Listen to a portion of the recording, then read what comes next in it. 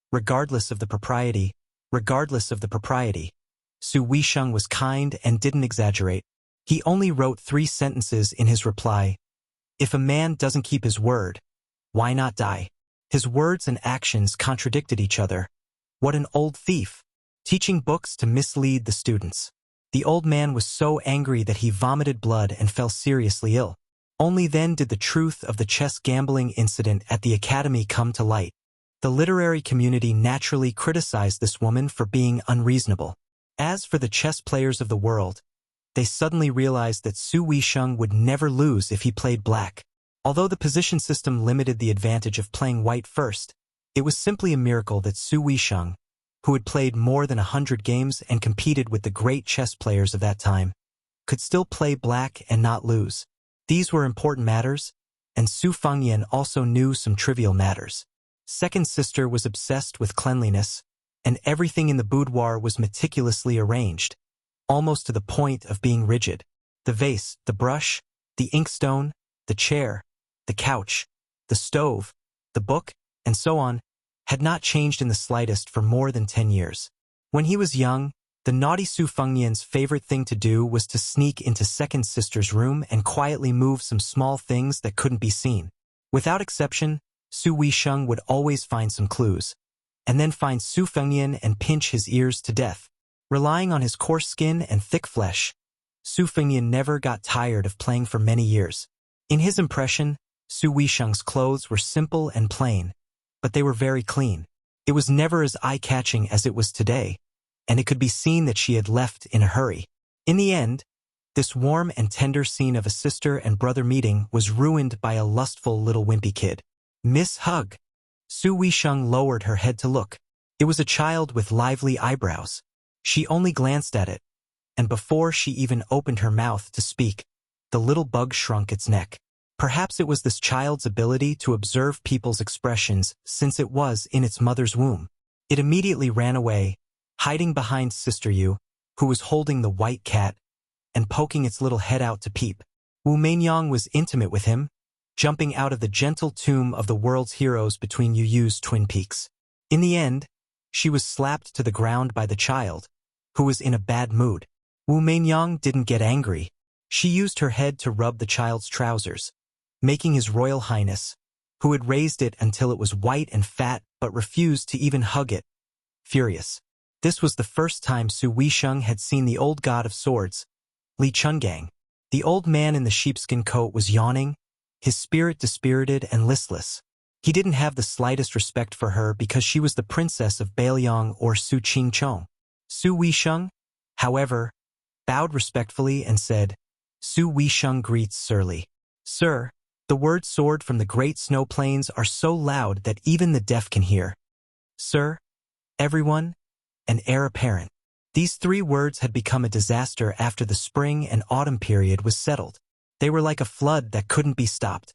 Any Tom, Dick, or Harry on the roadside could put a big hat on his head while flattering each other. However, when it came from Su Weisheng's mouth, the weight couldn't be more solid. In the Shangyin Academy, which was regarded as a holy land by scholars all over the world, even the 2 teachers and the Grand Chancellor didn't have the fortune to be called Sir by her. Only a nameless and blind zither player could be called Sir by her. Obviously, Su Weisheng was so serious about this matter because he admired the old god of swords from the bottom of his heart. It wasn't because of Li Chuangang's achievement as a sword immortal, but because of his great perseverance after falling out of the earth immortal realm to enter this realm. If he was only a sword immortal, compared to Su Weisheng, he was just a boorish swordsman with sharper sword in his hand and more capable of killing people. What benefit did he have to the world? The old man sized up Su Weisheng and shook his head. Your aptitude is not as good as little Zhang's. Su Weisheng said calmly, I practice the sword only to strengthen my body. Li Chungang lectured him without holding back. What a pity for such a good sword. In your hands, it won't be able to sing to its heart's content. Su Weisheng smiled and said, I only know some swordsmanship, which can't be compared to Mr. Li's swordsmanship. If Mr. Li lacks a suitable weapon during your trip to Martial Emperor City, Su Weisheng can give this sword to Mr. Li. Su Fengyan said angrily, No way. Su Weisheng frowned. Su Fengnian immediately smiled and said, I don't lack swords here. Li Chungang didn't even want to bother with his royal highness. He said to the decisive Su Weisheng, the sword is a good one, but I know that you have a deep understanding of swordsmanship. Saying that you only know swordsmanship is too modest. A gentleman fulfills another's wish, while a villain snatches another's. This old man is neither a virtuous gentleman nor a vile person who can't bear to see others doing well. I won't give them away or rob them. Moreover, whether there is a sword or not, it doesn't matter to this old man anymore. Su Weisheng, you don't have to test this old man. Since this old man has promised Su Xiao that this kid can return to Beiliang without missing an arm or a leg, whether it's the Eastern Sea or the capital city, as long as this kid dares to go, this old man can guarantee that he can leave alive. Su Weisheng never bowed like a woman. Instead, he bowed like a man and said softly, Thank you, Mr. Li, for your promise. Li Chungang had a helpless expression.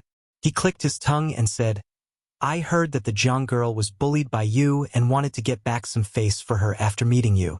Now that you've bowed twice, this old man really doesn't have the face to make a move. Su Weisheng smiled calmly. His words were truly shocking. He said slowly, To tell you the truth, since ancient times, mother-in-law and sister-in-law have been at odds with each other. It doesn't mean that those mother-in-law and sister-in-law are all bad people. They just want to make the women who marry into the family think more about their husbands. Su Weisheng has always treated Jiang and I as his younger sister-in-law. It's just that she has a lively personality and our mother passed away early, so I have to be the bad guy. However, Su Weisheng knew that Chao Chongqing took Jiang and I away. If he had known earlier, he wouldn't have been the bad guy all those years. The tranquility was like a sudden clap of thunder. Li Chungang was stunned. He gave a thumbs up and praised.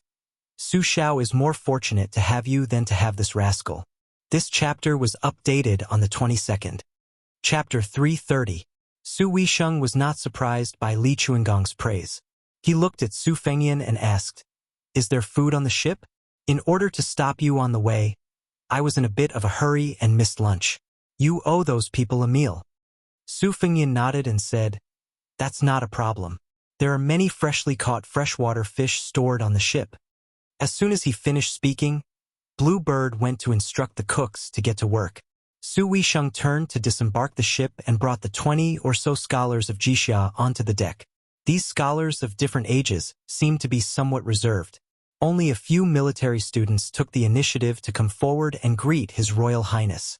Only Shangyin Academy was bitterly holding on, sheltering the poor scholars of the world and preserving the seeds of education for the future generations. Unfortunately, the academy was a private school. In terms of financial resources, it was far from being as extravagant as the Imperial College, which was endowed with gifts from the emperor and ministers. During the spring and autumn period, the academy was funded by the rich and powerful families. Now, all of the vermilion gates and high walls had become broken walls and dilapidated walls. It was increasingly poor and in dire straits. As a result, other than the military students who studied the wars of the past dynasties, most of the scholars of Jishang and Jixia had a natural dislike for the Su family of Beiliang. During lunch, Su Fengnian and his second sister, Su Weisheng, purposely avoided the crowd and opened a small meal. Su Fengnian wolfed down his food while Su Weisheng chewed slowly. The two personalities were completely different. Su Fengnian knew that she did not like to talk while eating, so he minded his own business and opened the bookcase. He saw a few bags of soil and reached out to pinch them. He sniffed them and frowned. He carefully put them into his mouth and tasted them. He asked in shock, This dragon sand was dug out from that Taoist paradise? Earth Lung Mountain? It's true that it's dragon sand, but the taste is not quite the same as what Brother Yao Jian said. Why do I feel like there's something wrong with it? His Royal Highness often went to the Beiliang Mountains with his second sister and dragon scholar Yao Jian to search for dragon acupoints during his youth, so he knew a little about feng shui. Even though Su Fengnian did not have the ability to search for dragon acupoints in 3 years, he was still able to recognize the basic pattern of dragon veins. Digging dragon sand was actually the same as digging winter bamboo shoots. It was a test of experience and knack. Su Weisheng was a master in this field, so Su Fengnian could only stumble upon it by accident. However, he still had a good eye for the quality of the dragon sand he obtained. There were 6 or 7 bags of dragon sand in the box, most of which had already been burned. Su Fengnian picked up the bag that he tasted and sealed it with 3 yellow talisman characters, 3 pure ones rule, 8 ice plum blossom, and Chuyun saddle horse. There was no doubt that it came from his second sister, Su Weisheng. This was because the seal books were very particular. The rules of the talisman had to match the birth date of the unearthed dragon sand. Furthermore, the unearthed dragon sand was not a small matter. Regardless of whether it was a Taoist dragon scholar or a green bag master, none of them were allowed to take dragon sand. This was especially so after the unification of the country. The imperial court had ordered that any dragon sand unearthed must be approved by the Chongxian Bureau and the imperial astronomer. However, in the past 20 years, there had not been a single case of approval. Su Weisheng's actions were undoubtedly against the imperial court's laws. However, Su Fengnian was too lazy to pay attention to such details. He was just curious about how the Earth-Lung Mountain had been the top of the heavenly abode since ancient times. So how could an evil dragon appear? One had to know that in the ranking of the Grotto Heavens and Blessed Lands, even the Dao Court's Mount Longhu was several ranks lower than the Earth-Lung Mountain. However, for hundreds of years, the Earth-Lung Mountain had always been an ungoverned land where no great Taoist master cultivated. Counting with one's fingers, it had already been 500 years since the previous dynasty sealed off the mountain. Su Weisheng put down his chopsticks and sighed softly. The examination of Jixia scholars' qi-gazing technique this time was just a cover. The evil dragon has recently appeared in the Earth-Lung Mountain, and Chancellor Wang deduced that it has something to do with Mount Longhu, which is of the same lineage as the Earth-Lung Mountain. It was only suppressed by Heavenly Master Zhao Danping that the imperial astronomer didn't make things difficult for the imperial court. Su Fengnian's expression changed when he heard that. He gritted his teeth and said, "It must be that Zhao Huangchao's evil method of stealing the sky and swapping the sun. Sister, if it's really as I guessed, the imperial astronomer wouldn't dare to interfere at all." Su Weisheng had a face of doubt. Su Fengnian smiled and stood up. Come, come. Sister, let me help you wash your hair. We'll talk while we wash." Su Weisheng did not refuse. Su Fengnian had the green bird outside the door bring in a basin of hot water and a piece of jade pancreas. Poor families used to wash their hair with cheap and coarse honey locust, but rich families were much more particular. Inside the pancreas was ground pearl powder, so it was called jade pancreas. Su Fengnian held his second sister's soft black hair. His eyes were warm, and with a soft voice he said, "One night on Mount Quanglu, I felt like I was dreaming but not dreaming.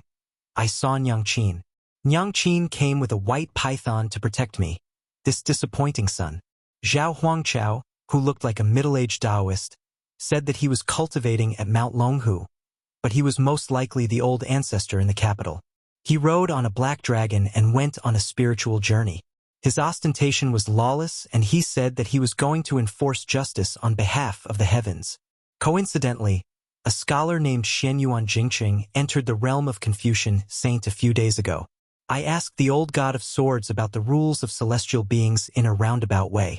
I knew that the immortal Taoist genre of Taoism condensed their own fate and couldn't easily interfere with the operation of the mortal world. Zhao Huangchao's move more or less didn't conform to the principles of Taoism. This Taoist must have transferred the aftereffects of celestial beings' out-of-body state to the ownerless Earth-Lung Mountain. Otherwise, it would be tantamount to forming a grudge with the Taoist mansion of Mount Longhu. I don't understand. Our Bailiang obviously won't be so free to rebel. What's this Zhao Huangchao worried about? Su Weisheng said calmly. Of course, he's worried that the Zhao family won't be able to stabilize their country forever. Su Fengnian sneered and said, "Which dynasty can be passed down for thousands of generations? They keep saying, 'Long live the emperor and long live the empress.' But who can really live for thousands of years? Eating carrots and worrying about salty things." Su Fengnian said gloomily, "With this Taoist Zhenren's realm, if he doesn't ascend, wouldn't he be standing in a latrine pit and not taking a shit? It's only on Mount Longhu. If we were in Bailiang, we'd have to mobilize 10,000 cavalrymen to crush this old bastard into powder." Su Weisheng tilted his head and the corner of his mouth curled up. He turned a blind eye and laughed. Yawning Toad, you sure talk big. Let's not talk about whether a celestial being Taoist can be killed. Let's talk about whether you can command 10,000 cavalrymen now. Let's not talk about 10,000, even 1,000. Can you do it? Chapter 331. After washing her hair, Su Fengyan wiped Su Weisheng's hair with a towel. They sat down. His Royal Highness helped Su Weisheng comb her hair. He was proud of his second sister's sarcasm. He laughed. Borrowing troops from heroes like Chun Jibao and Dian Xiong is asking for trouble. But there's still Fatty Chu. If there's no other way, we can borrow from Yuan Zuozong and Brother Yao. Su Weisheng asked with a faint smile. Are you sure that Yuan Zuozong and Yao Jian will lend you? Aren't you afraid of Su Zhao's military punishment? You have to know that in northern Liang, regardless of whether you are close or distant, as long as you violate the military rules, you have to act according to the law. Su Fengyan was still not serious. Brother Yao is stubborn, so it's hard to say. But if it's Yuan Zuozong, if there's an emergency, I may be able to borrow 1,000 or 2,000 troops. Su Weisheng asked, Are you sure? Su Fengyan nodded. I'm sure. Su Weisheng took the red sandalwood comb and chuckled. You just drank with Yuan Zuozong a few times. Do you think your friendship is so good? You should know that Yuan Zuozong can't tolerate sand in his eyes the most. He and Chu Lushan are both Su Zhao's adopted sons, but they are like fire and water. It can be seen that you, a foppish son, are confident you can enter Yuan Baixiong's eyes? Su Fengyan curled his lips. It's up to you to believe it or not. Su Weisheng said sarcastically, It's disappointing that you didn't fight in Dragon Tiger Mountain. Su Fengyan shook his head and said, The commotion is not small. Oh right, that Xian Yuan Jingqing, who relied on reading books to become a land immortal, has some cultivation experience. It's not very useful to me at the moment. It's the same as not reading it. Xian Yuan Jingqing attracted countless heavenly thunders on the Great Snow Plateau. That scene was not inferior to that of a general leading thousands of cavalry. Along the way, I've checked many Taoist Qi refinement scriptures, but I feel that none of them are as down-to-earth as this moral forbidding thunder incantation. The Fengdu Ghost punishing incantation and the Abyss Divine incantation scripture of the Dragon Tiger Mountain's 24-level incantation scriptures seem to be more mystical and not very practical. I've studied it for half a month, but I still can't figure out how to cast the landslide spell and the water boil spell. This forbidding thunder incantation, however, seems to be according to the book's records. If you cultivate it to the extreme, you can borrow the power of the heavens just like Xian Yuan Jingqing. It's a pity that I'm practicing the saber, so I'm not on this path. By the way, when I was studying the red armor talisman with the old celestial master Zhao Shituan at Dragon Tiger Mountain, I checked it out. The Qi cultivation incantation seems to have originated from the ancient barbarian land where Shangyin Academy is located. Maybe there's a unique ancient book in the academy that you need. Also, according to the Forbidden Thunder spell, I helped you steal a few Thunder Sect secret scrolls from Dragon Tiger Mountain. There are probably some incantations to guide the Thunder Sect's divine warriors. According to the old celestial master, the ascended celestial masters of Dragon Tiger Mountain would leave their essence incantations in the Dragon Lake. Unfortunately, I don't have the ability to steal these treasures for you. Also, that female tiger Kuei nicknamed Bodhisattva, the one called King Kong, I've already given it to Huang Manor. Bodhisattva will give it to you. His Royal Highness rambled on endlessly. Su Weisheng interrupted Su Fengyan's rambling and said with a smile, You've given me all the good stuff. What about yourself? Su Fengyan was stunned for a moment. He smiled and pointed at the two sabers at his waist. He said matter-of-factly, What use do I have for those worldly possessions? The spring thunder embroidered winter is enough. Su Fengyan saw that his second sister was silent. He knew that she didn't like him practicing the saber and being a brute warrior. He changed the topic and asked, Today, I saw the famous Jixia scholar of Shangyin Academy with my own eyes. Only then did I know that there are a lot of poor people. Su Weisheng smiled and said, Scholars carry books and travel to study, and wanderers carry their swords and travel. These are the two main trends nowadays. The former started when this old man Zhang traveled to various countries. It's just that it's hard for those poor landowning households that have already declined. For the sake of face, they still pay attention to carrying books and traveling after their heirs reach the age of 20. For this reason, they don't hesitate to scrape together money. Think about it. When a weak scholar travels, it's at least a few hundred li away. They have to have a page to take care of their basic necessities, as well as an old servant who's familiar with the ways of the world. Won't the small families rack their brains over the expenses of these 3 people?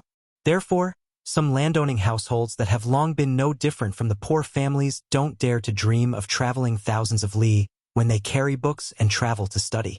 At most, they just visit a few counties in a state and try their best to visit a few famous scholars and experts.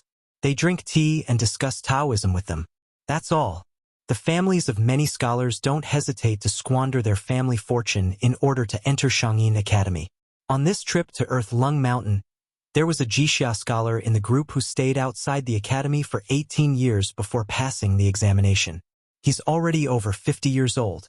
Most of the Wuxia scholars who teach him are younger than him. In order to save money to buy more books, he only eats steamed buns and salted vegetables all year round. Therefore, Shangyin Academy isn't as useless as you originally thought. Those who can enter Shangyin Academy, regardless of morality, are not bad. Su Weisheng stretched out his hands and pinched Su Fengnian's cheeks.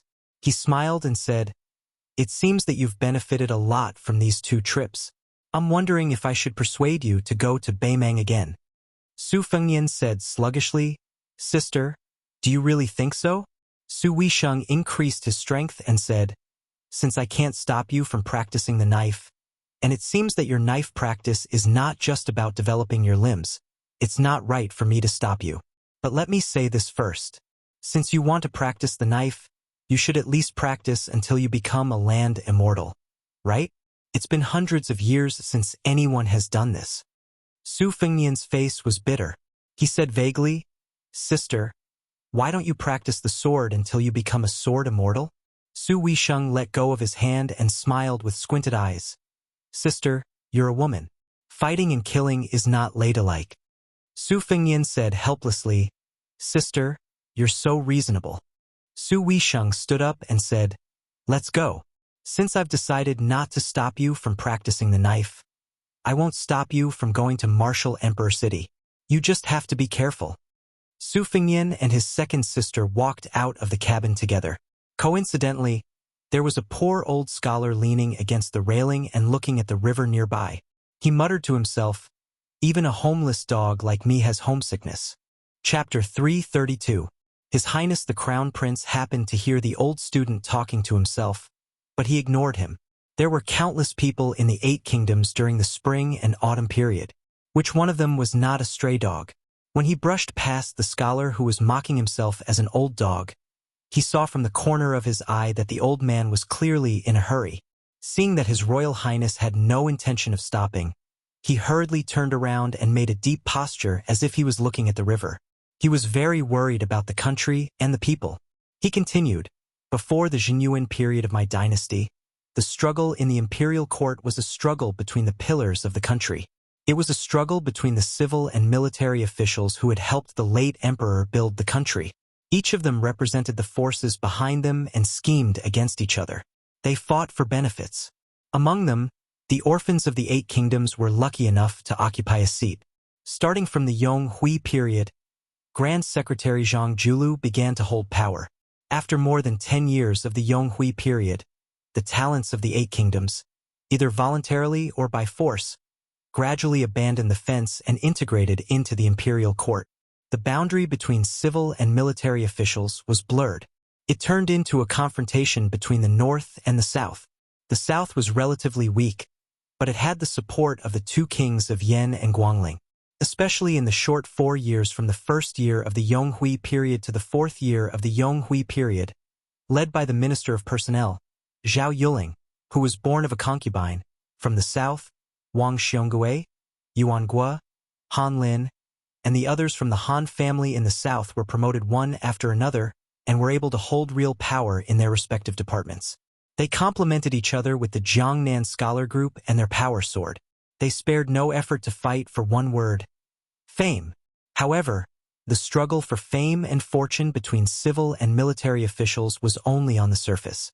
In the end, it could not escape the emperor's technique of balance. Looking at the past 20 years, the people in the imperial court all had their own achievements. Only the isolated great general Su of Bailiang was exempt. His value was that he was far away from the struggle in the imperial court. Not fighting was the biggest fight, and it was really powerful. I, Lu Wenbao, am different from those scholars. When I look at the rise and fall of the dynasty, I do not rely on the wisdom and muddle-headedness of the emperors. Instead, I find another way. I start from the power of the ministers. Virtuous ministers prosper the country. Evil ministers harm the country. I, Lu Wenbao, secretly think that in less than 5 years, the first person in this dynasty, Zhang Julu, will. Lu Wenbao, who had a long and eloquent speech, had just reached the most important part. He originally wanted to keep the audience in suspense and catch their appetite so that he could say something surprising. However, when he turned his head slightly, he was stunned as if a large basin of cold water had been poured over his head. His Royal Highness had already disappeared. This impromptu but carefully planned self-recommendation was in vain. Lu Wenbao, who had lost his home, sighed and could not help but feel disheartened. He was born in a declining aristocratic family in the old southern Tang. As Su Weisheng said, he was a poor scholar who could not even leave a single county.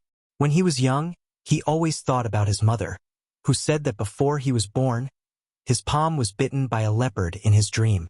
Therefore, he was named Wenbao. When he was young, he was determined to be a marquis or a minister. However, at that time, before the fall of the southern Tang, only family name was important. Lu Wenbao was very conceited when he was young, so he went to the Shangyin Academy to study. He wanted to amaze the world with a single brilliant feat. However, he did not know how difficult it was to enter the academy. How could he have the face to return home? He swore that he would not return home until he was rich. Unexpectedly, in the blink of an eye, he was an old man in his 50s. Glory, splendor, and wealth were still out of his reach. Some of the talented students in the academy were almost old enough to be Lu Wenbao's grandsons. Old man Lu's ambition in his early years was like the river in front of him, flowing slowly with time and never returning to the East Sea. However, today he met the Crown Prince of Bailiang. He originally hoped that wealth and honor could be found in danger. However, His Royal Highness was not interested in listening to this old student's nagging. This was reasonable. With His Royal Highness's aristocratic family background, if someone sold their talent to him, it would be more than a few hundred to 1,000 pounds. I, Lu Wenbao, am a nobody. What am I? The wind on the river was not biting cold. Lu Wenbao stretched out his hand and rubbed his wrinkled skin that was like a withered tree. He muttered absent-mindedly, "It's time to go home and take a look. Even if I have to beg along the way, I have to die in my hometown and return to my roots." Su Weisheng saw Su Fengyan's footsteps leave without stopping. When he reached the bow of the boat, he laughed softly and asked, "Aren't you curious if this old scholar really has some valuable military strategy in his stomach?" Su Fengyan laughed and said, "Didn't this old man say that he was homesick? If I take a liking to him, I can take him to Bailiang. How long will it take for him to return home?" Su Weisheng sighed and said, "Lu Wenbao's hometown has changed a long time ago. His family has mostly withered. His father, mother, wife, and children have all died in war and disease. Even if he goes back, no one will remember him. An old man who has left home for 30 years. Su Fengyan frowned and asked, "This old man has real talent?" Su Weisheng said indifferently, "The Jishang teachers in the academy all think that Lu Wenbao is not a master of miscellaneous knowledge. They don't think highly of him." Su Fengyan asked directly, "I don't care what others think of me. Sister, just tell me what you think of this old man. If you think he is useful, I will let him go to Bailiang to make a living. At the very least, he can get a lucrative position as a low-ranking official. It's better than being bullied in the Shangyin Academy. He is not young anymore. Judging from his attentiveness just now, it is obvious that he has read a lot and is smart. I believe that he doesn't care about his reputation." Su Weisheng smiled and said, "Actually, I don't think highly of Lu Wenbao either." Su Fengyan rolled his eyes and said, "What's going on? Then let him stay in the Shangyin Academy. I don't have the ambition to conquer the world, nor do I have the pretentious attitude of paying respects to the wise. An old scholar who has been in the Shangyin Academy for so many years has not made a name for himself. If he goes to Beiliang, it will be a waste of resources. If he gets into trouble, he might get his head chopped off by the ruffians. Why bother?" Su Weisheng shook his head and said, "But what Lu Wenbao said just now was quite interesting." Su Fengyan sneered and said, "Even an ignorant and incompetent person like me can tell that he is talking big. He is talking about Zhang Julu, Zhao Yuling, or the Grand Secretary, the Emperor, and the Prime Minister. He is so high that he can't be higher than this river. What's the point of talking about all this?" Su Weisheng, who had been walking behind him, blinked and said, "What's interesting is that Lu Wenbao hasn't had the time to add the finishing touch. Unfortunately, you left too quickly. Otherwise, he would most likely say that His Majesty wants to cultivate a confidant who can compete with Zhang Julu in all aspects in the next few years. In fact, as Lu Wenbao has guessed, it is not far from the truth. Do you know that there are 2 new clerks in the Minxia province who are in charge of recording and supervising the Emperor's words and actions? Their identities are just as Lu Wenbao said, the battle between the North and the South. One of them is from the Wei household, a leading aristocratic family in the North. The other's ancestors are from the Eastern Yuehan tribe. They have always been unknown and only know that they are studying in the Northern St. Zhang family.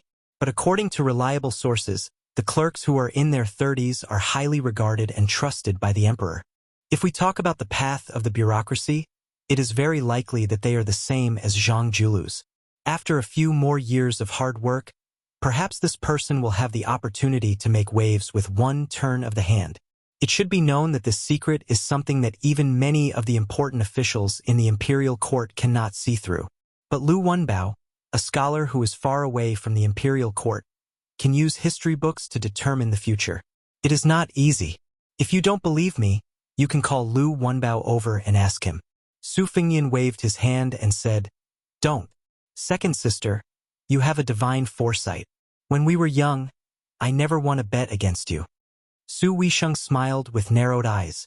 Su Fengyan immediately corrected her without any backbone. "Sister." Unexpectedly, Su Weisheng said softly, "In the future, just call me second sister. Don't fight with her over this." Su Fengyan did not dare to harp on this issue and stopped while he was ahead. He asked in a low voice, "Since the old man has some ability, how should we deal with him? Throw him to Beiliang?" Su Weisheng thought for a moment and said, "There's no rush. Wait until you return from Beimang before making a decision.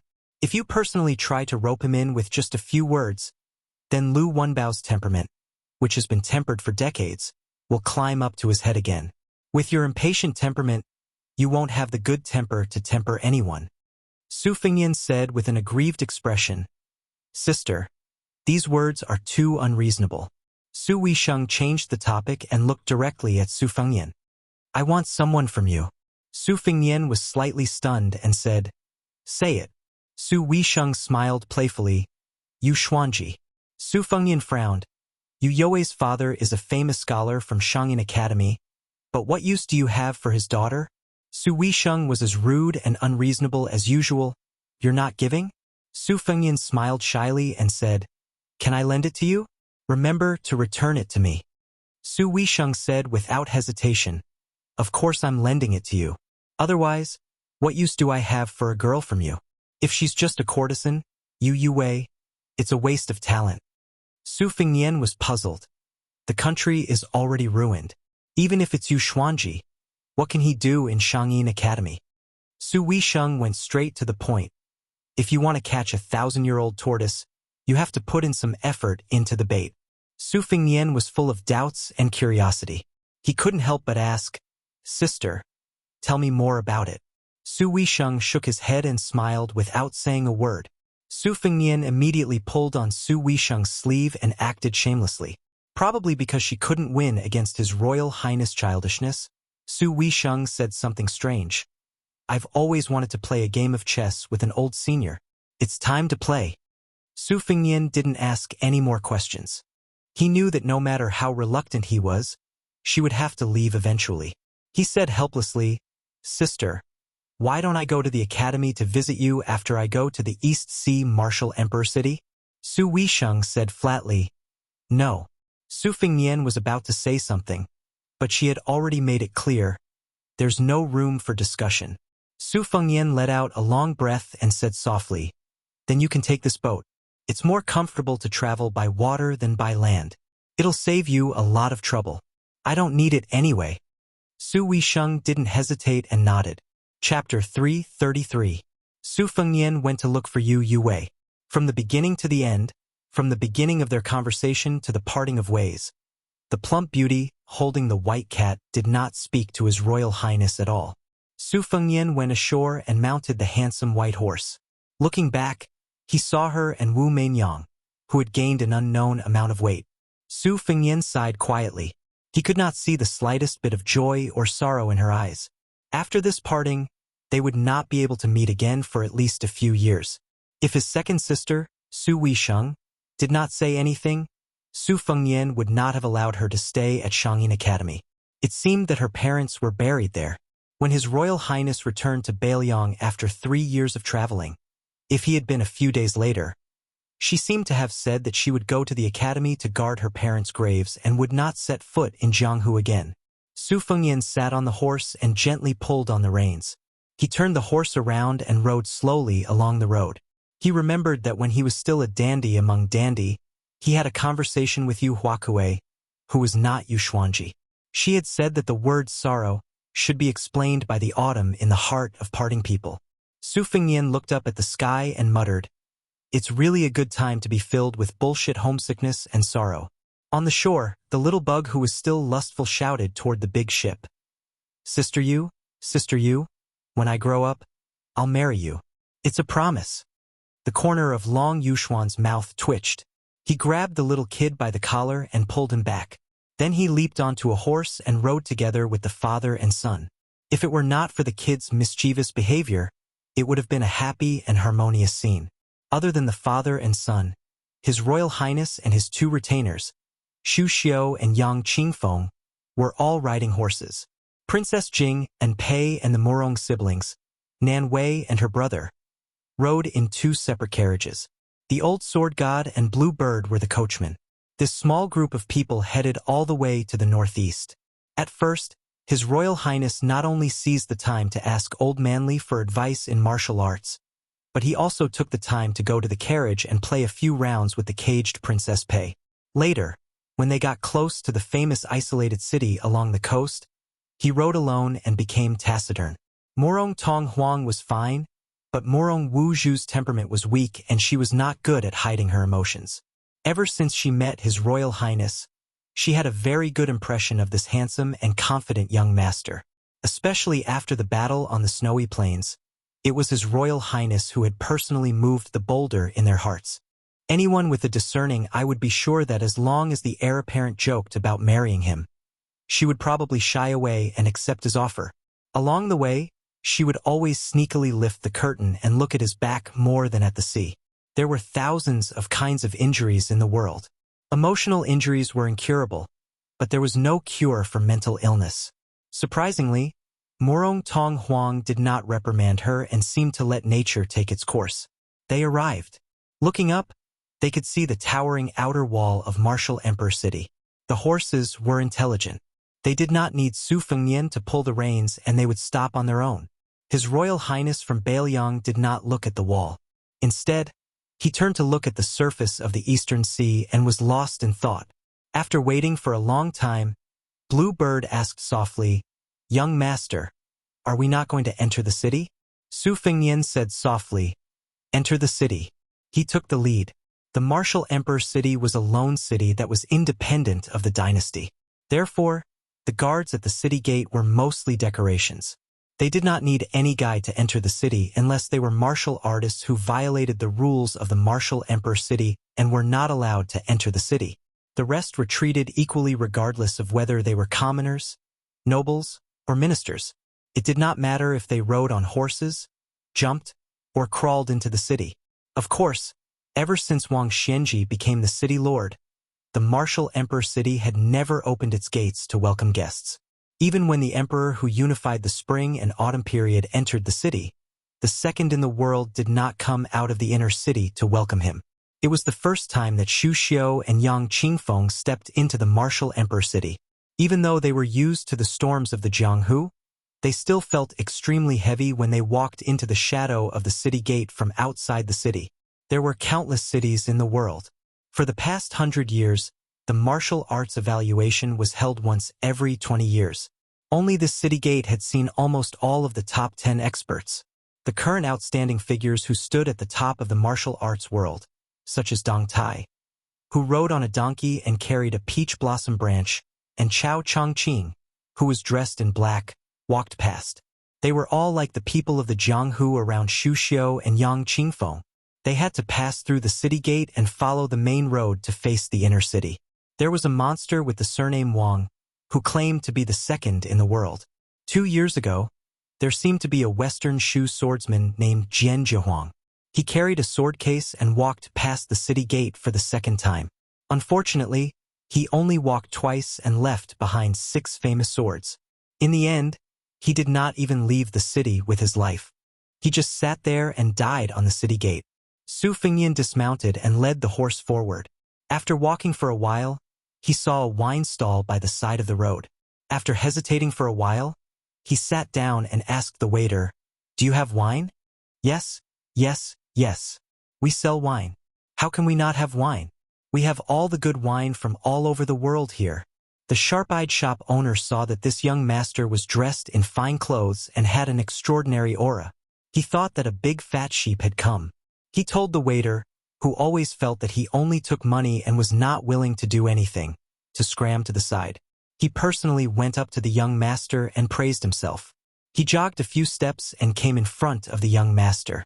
Seeing the dishes on the table, he smiled flatteringly and said, "Young master, we have Zweiking, Liangzhou Laojiao, Jian Nanchun, and Jinling Daku. What would you like to drink?" The young master smiled and said, "How about rice wine?" The shop owner hesitated for a while. He did have rice wine, but it could not be sold for a high price. No matter how hard he tried, he would not be able to get a lot of money.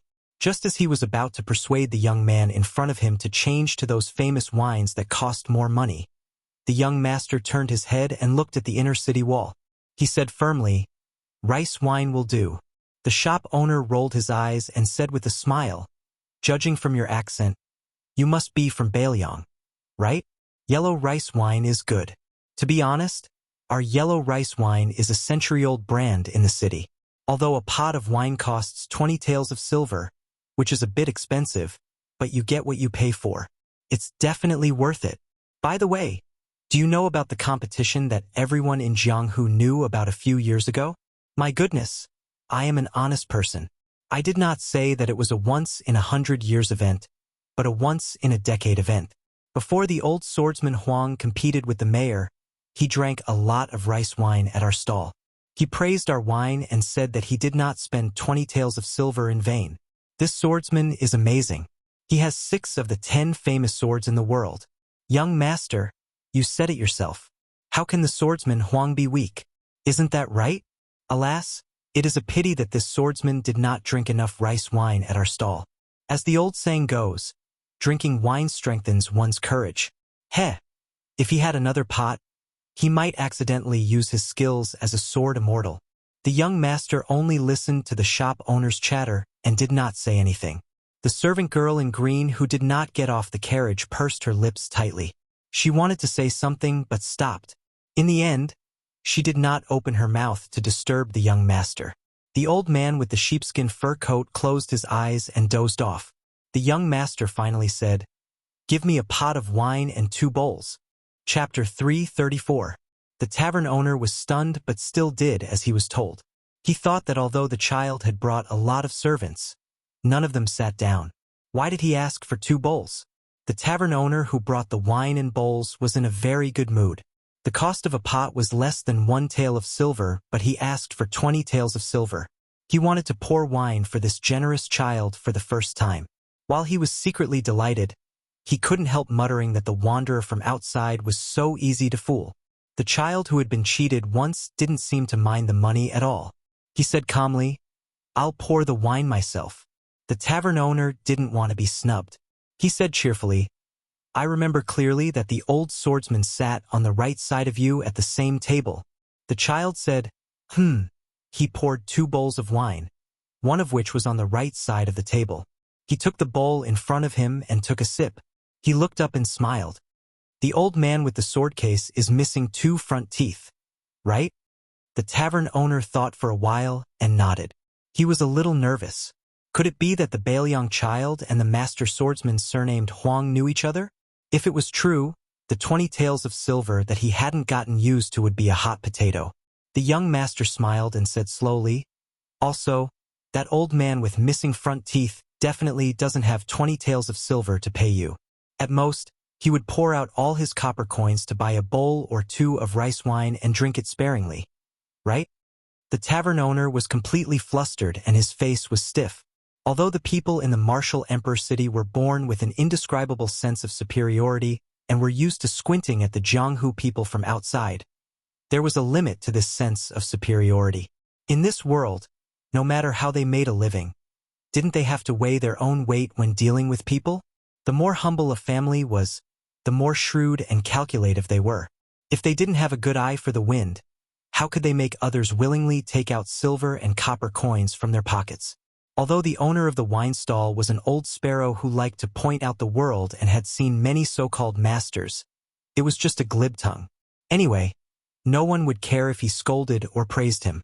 If he accidentally hit an iron plate and delayed making money, it would not be good in the end.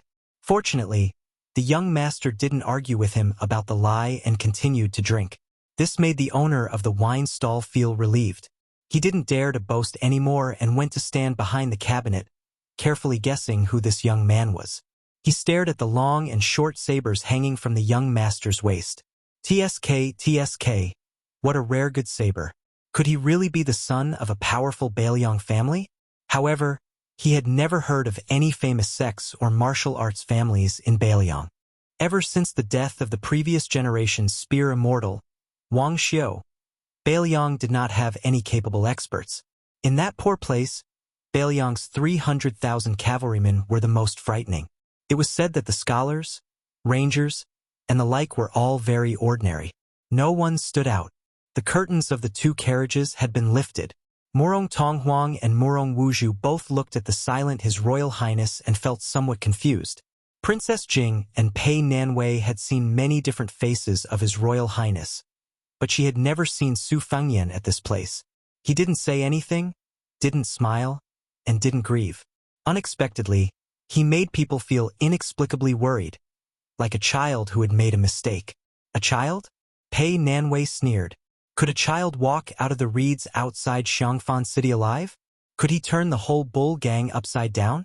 Could he make Zhao Danping of Mount Longhu rush back to the Taoist master's residence from the capital? But why did he put 2 bowls and drink that cheap pot of yellow wine? The pot of wine was not big to begin with. Fortunately, the bowls were also small. However, he only poured 5 bowls at most. After drinking 3 bowls, the young master only had 1 bowl left, excluding the bowl on the table to his right. The bowls touched, and he still drank it all in 1 gulp. In the eyes of the wine stall's owner, the young man who was somewhat mysterious narrowed his eyes. He seemed to be drinking to his heart's content and was slightly tipsy. He muttered, "Old Huang, when I was chatting with you, I asked you what was the style of an expert. What did you say?" "That's right. It's an expert who can make the clouds of the 9th heaven fall and the waters of the 4 seas rise. You said that a person with this kind of ability is a real expert. You're talking about that old monster Wang from Martial Emperor City. Judging from his age, he should have this kind of ability. But you clearly know that old monster Wang is about to become an immortal. So why did you come here to ask for a beating? Didn't you always say that when we walk the Jianghu, we should run if we can't win? And when the situation is critical, we should run away?" Unknowingly, Old Man Li got off the carriage and walked towards the wine stall. He directly sat down and scolded, "Little Su, What nonsense are you talking about? If you don't have the guts, then scram with your tail between your legs. You're embarrassing this old man by staying here? The wine stall's owner was shocked by the dirty old man's carelessness. He was very puzzled as to why this armless old coachman didn't even have the slightest sense of seniority. What was even stranger was that the young man didn't get angry. He only said softly, "Otherwise?" The old man wearing the sheepskin coat glanced at the city wall filled with martial weapons. He sneered and said, "Let me remind you out of kindness. No matter what you do, this old man promised Su Xiao that he would protect you from death." That young man used his finger to point at the city wall. He could vaguely see a purple-black box. He smiled and said, "I don't want to do anything big. With my little weight, I can't do anything big. I just want to take this bowl of wine and go there to take a look." The wine stall's owner subconsciously rolled his eyes. This outsider was an outsider. He didn't know the rules at all and didn't know the immensity of heaven and earth. How could ordinary people go up the city wall? For almost 60 years, how many people wanted to force their way up the city wall but were all beaten down? He had been doing business here for more than 10 years. He had seen some so-called experts who didn't know what was good for them and wanted to directly float up the city wall. Without exception, they all didn't have a good ending. Before they could leap up 50 to 60 feet, they would provoke the experts in the inner city to attack them. They were all like kites without wind and fell to their deaths at the foot of the wall. They couldn't be more dead. How were the sword god Dong Tai and Chao Qingyi's skills? What was their status in Jianghu? It was rumored that when they challenged the city lord a few years ago, didn't they have to follow the rules and go up the martial tower level by level? In the eyes of the wine stall's owner, the one-armed old man who was an eyesore smiled and said, "What's so difficult about that?" After the young man heard that, he slowly stood up and picked up the bowl of wine. He turned his head and said to Blue Bird, "You all wait here." Pei Nanwei widened her limpid eyes. It was unbelievable. Was this guy crazy? Even a woman outside of the Jianghu like her knew that there was a second under heaven in the inner city. On this day, on the bustling streets of the martial emperor city, all the visitors and citizens of the martial emperor city saw an unforgettable scene. A handsome young man walked with a bowl in his hand and said in a clear voice, "Wang Xianji, may I ask what is meant by the clouds of the ninth heaven drooping down, and what is meant by the waters of the four seas standing up?" This sentence was said with vigorous inner energy, and it echoed through half of the city. Immediately after, according to the estimates of the busybodies, there were at least 1,900 swords that were unsheathed at the same time and hung in the sky. And this magnificent phenomenon was caused by a one-armed old man who had been alone in the Jianghu for too many years. "Wang Xianji, Li Chungang is here to visit the Eastern Sea. I want to borrow this city of swords to fight with you." Chapter 335. The Jianghu was indeed too big. Even if an immortal smashed a Mount Tai into the Jianghu and caused a huge splash, there would be no ripples after a decade or 100 years. Therefore, most of the Jianghu people were forgetful. They lived less than 100 years at most. 70 was a rare occurrence since ancient times. Li Chungang became famous too early. He was the best at a young age and was almost invincible at 30. Who could compete with him? This old sword god rose to fame early, but he also fell early. After he lost to Wang Xianji of the same generation, his wooden horse and ox were broken, and very few rumors of him entered the Jianghu. Over time, as his close friends and beauties turned to dust one after another, even some old antiques of the current Jianghu had a vague impression of Li Chungang, let alone those young and middle-aged Jianghu people. To these people, not to mention the old but strong Wang Xianji, in terms of swordsmanship, Qi Xianxia of the Dragon Tiger Mountain and Wang Xiaoping of the Wudong sect were on par with each other. However, compared to Deng Tea, who was full of immortal aura, they were still inferior. Jianghu changed, but the one thing that remained unchanged was that swordsmen were always the most common in Jianghu. They were like carps crossing the river, densely packed together. Deng Tea was undoubtedly the only sword god in the eyes of Jianghu today. However, this sword god did not like carrying a sword, which was a strange thing. If a sword user lost to a saber user or a spear user, he could say that he had lost. But if the saber user or the spear user brought out their best masters, who could beat sword god Deng who did not use a sword? Rumor had it that Sword God Deng was born with the back of a tiger and the waist of a bear. He could transform into 3 heads and 6 arms. There was a small yellow pearwood sword box in his bag, which contained more than 10 pocket-sized swords. They were like living creatures raised by the secret technique of the Wu family's sword tomb.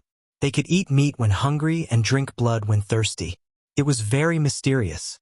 After they left the box, they could cut off the head on their neck without using qi.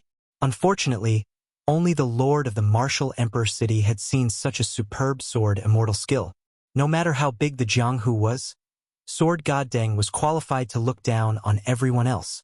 In the martial emperor city, nearly 2,000 swords were unsheathed, forming a shocking sword curtain in the air. Outside the city gate, a tired old donkey stomped its hooves and slowly entered the city. A young man dressed as a book attendant rode the donkey upside down. There was a scabbard hanging on his waist, but his sword was gone. With a face full of regret, he lowered his head and said to a middle-aged man who was leading the donkey, "Master, I bought this sword with great difficulty with copper coins and silver pieces." That Li Chungang said that he was going to borrow the sword in the city. Why did he not let go of mine? We haven't even reached the martial emperor city yet. Old master, you too. You watched as the sword flew out of its scabbard and didn't help me stop it. If this matter were to spread out, how shameful would it be? At that time, where would you put your face? The middle-aged man had an ordinary appearance, but he habitually curled up the corner of his mouth, making it look like he was smiling all the time. At the same time, that unremarkable face of his also became gentle and mellow. He was holding a peach blossom that he plucked from somewhere. His fingers were twirling it gently. He raised his head and looked at the bitter face of the young man. He smiled and teased, "Isn't face all about your face?" That young man who was supposed to be a book attendant was rather arrogant. He rode the donkey himself, and it was fine if he asked his master to lead the donkey on foot, but he even asked his master to carry his luggage. When he heard his master's teasing, he stared at him with his eyes wide open. Then, he became discouraged and asked worriedly, "This Li Chungang said that he was going to borrow the swords. He wouldn't refuse to return them, right?" The man laughed and said, "Old Senior Li, if you didn't fight and just put on a show, I reckon that you would be in trouble. Think about it. If you lost control of almost 2,000 swords, they would all fall from the sky and randomly scatter on the ground. When the time comes, would you be able to recognize which one is yours? Even if you could recognize it, there are so many heroic swordsmen who are going to snatch it. In addition, there are also some who are trying to take advantage of the chaos to steal it. With your small body, would you be able to snatch it back? If you want to return it to its rightful owner, you would have to burn incense. Besides, this is still considered good. If you really fought with Old Man Wang, most of these 1,900 swords would be gone. Then, your sword's aptitude would be average, and it wouldn't be able to withstand a casual wave from Old Man Wang. However, from what I see, Old Senior Li did a good job in borrowing the swords this time. Now that you have bought the swords, you won't be in the mood to do odd jobs for me. Touch your conscience and tell me, have you been half in the mood to cook these days?" To be exact, the young man who was supposed to be a sword attendant said angrily, "Master, you are the one who talks the most. Once you start, there is no end to it. My ears are getting calluses from talking so much." The middle-aged man in coarse hemp clothes was indeed someone with a good temper. He chuckled and said, "All right, all right, all right. I will shut up." The young man who was supposed to be a sword attendant but had never carried a sword for his master sighed and said, "Master, can I talk to you about something?"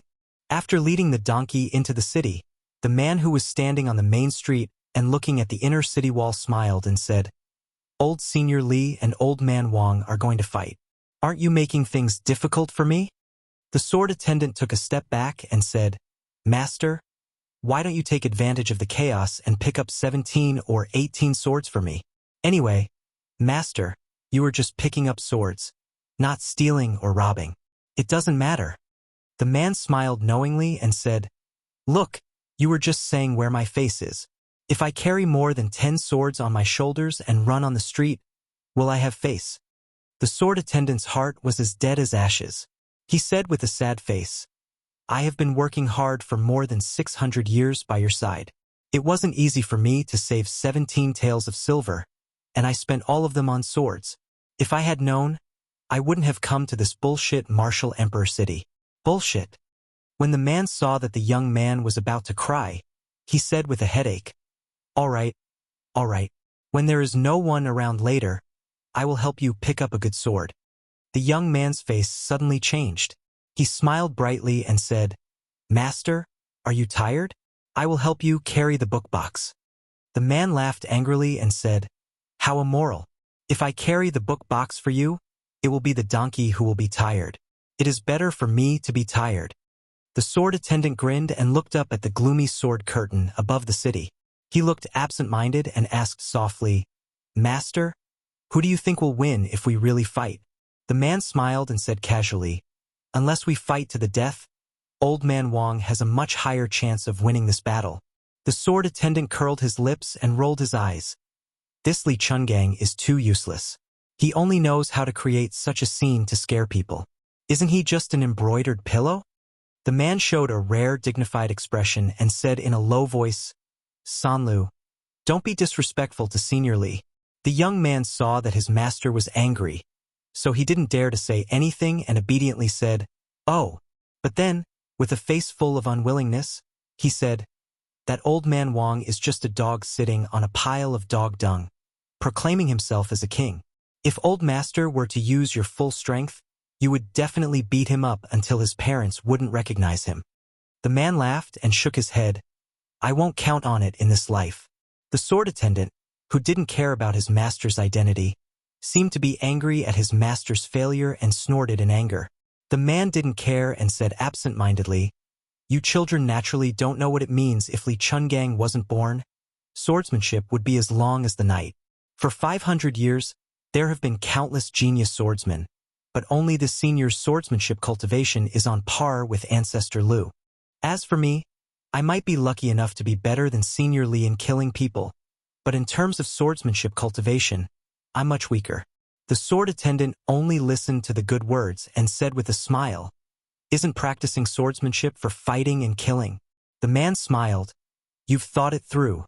The young sword attendant riding on the donkey had the aura of a master.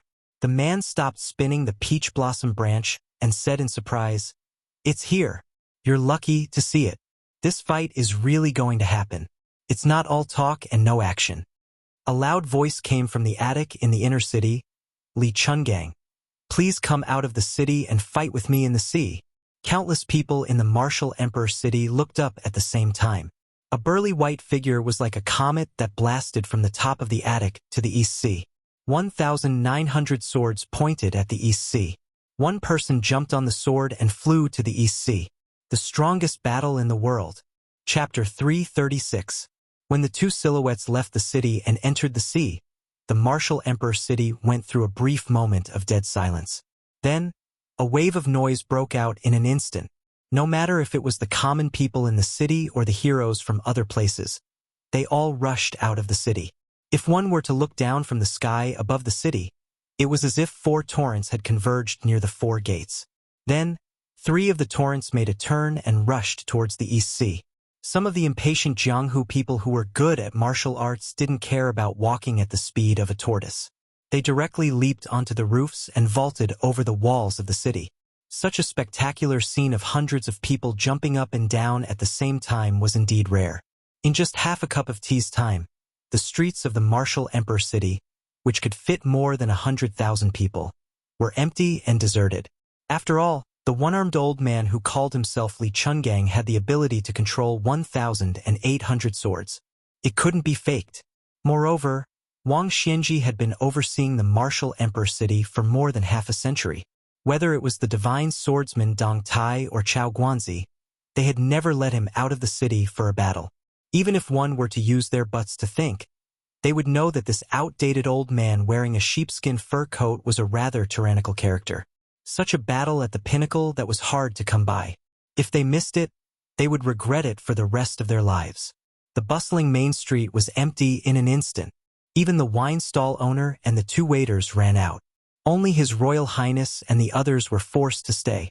Shu Xiu's heart was itching, but entering the martial emperor city was like treading on thin ice. Moreover, the current grand occasion was created by His Royal Highness and the old divine swordsman. She was already at the center of the whirlpool and didn't dare to follow the crowd out of the city to watch the show. If His Royal Highness made a mistake, the king of Bailiang wouldn't be able to punish the bold Li Chungang and kill her as an example. Xu Xiu couldn't even hope to exchange her life for his. She was destined to suffer a fate worse than death. The expressionless Yang Qingfeng glanced at Xu Xiu from the corner of his eyes and continued to look at the top of the inner city without batting an eyelid. In the center of the inner city, there was a loft towering into the clouds. It was like the Tongtian Pavilion that the Emperor of Dongyue spent half of his national treasury to build because a short-sleeved poet beside him said, "I don't dare to speak loudly for fear of alarming the people in the sky." The second in the world had shot out from there and fell into the East Sea to challenge Li Chungang to a duel in the dark misty ocean. Yang Qingfeng's expression was normal. In fact, his excitement was no less than Xu Xiu's. As long as one was a martial artist, who wouldn't be fascinated by Li Chunggang's immortal style and heroic spirit of borrowing swords from the entire city? Moreover, the feud between the two seniors was a major storyline that ran through the entire Jianghu. Ever since Li Chungang left Bailiang, he had split the river 200 feet away from the gates of hell, defeated the Wu family's sword crown outside Xiangfan City, and achieved the sword immortal realm in the Great Snow Plains. Could it be that all of these were just to pave the way for today's battle? Little Worm took advantage of his father's stupefied state and struggled to jump off the tall horse. Probably because his legs were weak, he fell flat on his face. After getting up, he patted the dust off and went to the wine stall to pick a few bottles of good wine for himself. After sitting down, he began to drink and entertain himself like an old man. Finally, he found his conscience and waved his hand at his father, who had become a foreign official, and said with a smile, "Dad, let's drink. It's free." Long Yuxuan was not in the mood to drink. He was afraid that His Royal Highness and the old god of swords Li Chungang would both die in Wu City. As a foreign official of Bailiang, if he was trapped in the city, he would be torn apart by 5 horses or trampled into meat paste. Long Yuxuan did not get off his horse. Instead, it was a man who came into the city with a donkey who smelled the wine. He picked a table far away from the naughty children and rummaged through the cabinets to get a few bottles of wine. However, he did not forget to take out a few pieces of silver and put them on the table.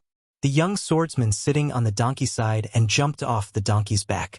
He carefully stared at the group of strangers. They were very strange partners. The dead man's face was as white as snow. The coachman was a delicate and pretty older sister dressed in green. There was also the aunt who rode on the horse. Her breasts were so high that they were about to burst out of her clothes. The young swordsman, who was inexperienced, felt his heart skip a beat, especially after Xu Xiu gave him a flirtatious glance. The young swordsman's face turned red and his breathing became erratic. The swordsman who did not live up to his name turned his head away, not daring to look at the aunt, the old Taoist nun, the naive child, and the beautiful woman. These 3 types of people were not to be trifled with. If one's cultivation was not high enough, one could fail miserably. After the young swordsman named Sanlu lowered his head, he secretly thought that although the aunt was pretty, she was a little older and did not look like a proper lady from a respectable family. He did not like her. Just as the youth was feeling regretful, he caught a glimpse of a face through the curtain of the carriage. He was instantly stunned. A beauty through the bead curtain. Sanlu felt as if he was struck by lightning. The middle-aged man who was drinking leisurely saw the sword boy lose his soul and smiled. He followed the youth's dazed gaze and saw an androgynous, beautiful face. The boy had good eyesight. If one were to say that Sanlu was drooling over a beauty, this boy would be wronged. The girl behind the curtain was beautiful, but compared to the girl surnamed Chun he saw in the Luotian garden not long ago, she was still lacking. She also didn't see Sanlu lose his soul like this. The girl behind the curtain seemed to be annoyed by Sanlu's gaze. She frowned slightly and let go of the curtain, not wanting to see him again. Sanlu slowly regained his senses, feeling ashamed of his inferiority. The man found it funny. Could it be that he really fell in love with her? The man didn't know anything about love between men and women, so he didn't know how to untie the knot in Sanlu's heart. He just let nature take its course. Chapter 337. After the flower thief Long Yuxuan saw the master and servant pair, he was worried. It wasn't strange for someone to ride a donkey, but a donkey with a peach blossom branch in addition to the martial emperor city was not to be underestimated. Although the new sword god Dong Tai liked to carry a peach blossom branch around the Wulin, it attracted many men and women who blindly worshipped the sword god and imitated him, causing some old-school Wulin people to be disgusted. Imagine, every time the peach blossom blossoms, walking on the streets, 3 out of 10 sword-wielding heroines would carry a peach blossom branch around. Wouldn't it be boring? This was the same logic as when the official Chao Chongqing caused the green shirt wave. At that time, the whole city was wearing green clothes, and it was popular all over the country. In terms of popularity, the top 3 of the top 10 experts were Wang Xianji, Dong Tai, and Chao Chongqing. They were 10 streets ahead of the other 7. Long Yuxuan naturally didn't have the chance to see the real face of the sword god Dong Tai, but he knew that not just anyone who rode a donkey and carried a peach blossom was a sword god. But this gentle man in front of him didn't look like an ordinary person. Long Xuanyu was facing a great enemy. Seeing the little bug drinking wine without knowing the immensity of heaven and earth, he hesitated for a moment, then got off the horse and carefully sat next to the child, separating the brat from the master and servant pair. On the empty main road of the martial emperor city, His Royal Highness carried a cup of wine and walked forward. At the foot of the wall, there were 6 famous martial emperor cities' martial slaves. There were a total of 12 martial slaves, and all of them were top-notch experts of the martial emperor city who had lost to Wang Xianji and had to become her slaves for the rest of their lives. There were 4 swordsmen, 3 saber masters, 1 spear master, 2 fist master, 1 zither master, and 1 chess master. The martial emperor city sent half of their slaves to stand at the foot of the city wall. It wasn't a method of hospitality, but to make His Royal Highness, who was riding a white horse out of Liangzhou, retreat. The martial emperor city never had any laws, only the city rules set by Wang Xianji. Here, the words of the emperor and the nobles were useless. No matter who it was, they had to follow the rules, unless their fists were strong enough, so strong that even the land immortal Wang Xianji had to take them seriously. The swordsman San Lu secretly knocked on the curtain of the carriage several times, but he couldn't see that stunning face again. He could only drink to boost his courage and softly asked, "Master? Who is that young master?" His tone and courage are too big, daring to provoke old man Wang. Now that Li Chungang has left the city, how is he going to get to the top of the city wall? 6 martial slaves close to the first stage realm. Won't they easily beat him into a pig's head? The man who was drinking with his head lowered narrowed his eyes. Looking at the back of the young man, he vaguely felt a sense of familiarity. He said absent-mindedly, "Oh, him? Ma Hu is a distant relative. According to seniority, he should call me uncle." The sword boy was shocked on the spot. "Master, ever since San Lu met you, you have never mentioned his family background. Why don't you tell me about it today?" The man thought for a moment and held the bowl in the air. Finally, he smiled and said, "Back then, when I was practicing the sword in a certain place, his mother, who is also a distant cousin, once gave me a meal, a life-saving grace, and a teaching grace. I brought you to Martial Emperor City this time to repay that kindness." The young man said bluntly, "Master, I don't want to criticize you, but according to what you said, this kindness is too great. How are you going to repay it? Plus, you two are related. If you are stingy, I can't stand it. Let's see if I will boil water and cook for you in the future." The man ridiculed, "Do you think I don't know what you are thinking? Didn't you think that young master is related to the girl you fell in love with at first sight? So you want to use my help to do something good? This is called being generous. Otherwise, with your stingy character, you won't get half a copper coin even if you beat him 10 times with the rod." The sword boy flew into a rage out of humiliation. He no longer paid attention to the harsh master, but the corner of his eyes looked at the carriage. He was afraid that the girl would hear him and have a bad impression of him. The man sighed softly. "Before Wu Su left the Wu family's sword tomb, I said goodbye to her at the Sword Mountain. Later, she entered the imperial city alone for Lame Su. I didn't have time to follow her, so she fell ill. I feel guilty about it to this day." As he spoke, the man bent down and took out a yellow pearwood box. With a swipe of his finger, he gently pushed it open, revealing 12 small, exquisite, pocket-sized swords of different lengths. The swords were of different colors. Before he moved, the harmless-looking man turned to the two carriages and said with a smile, "I am Dong Tai. I owe Princess Wuxia a favor when I was practicing my swordsmanship. Today, I will repay half of it. I hope you won't stop me." Long Yuxuan spat out a mouthful of wine and coughed violently. He was so scared that his face turned pale.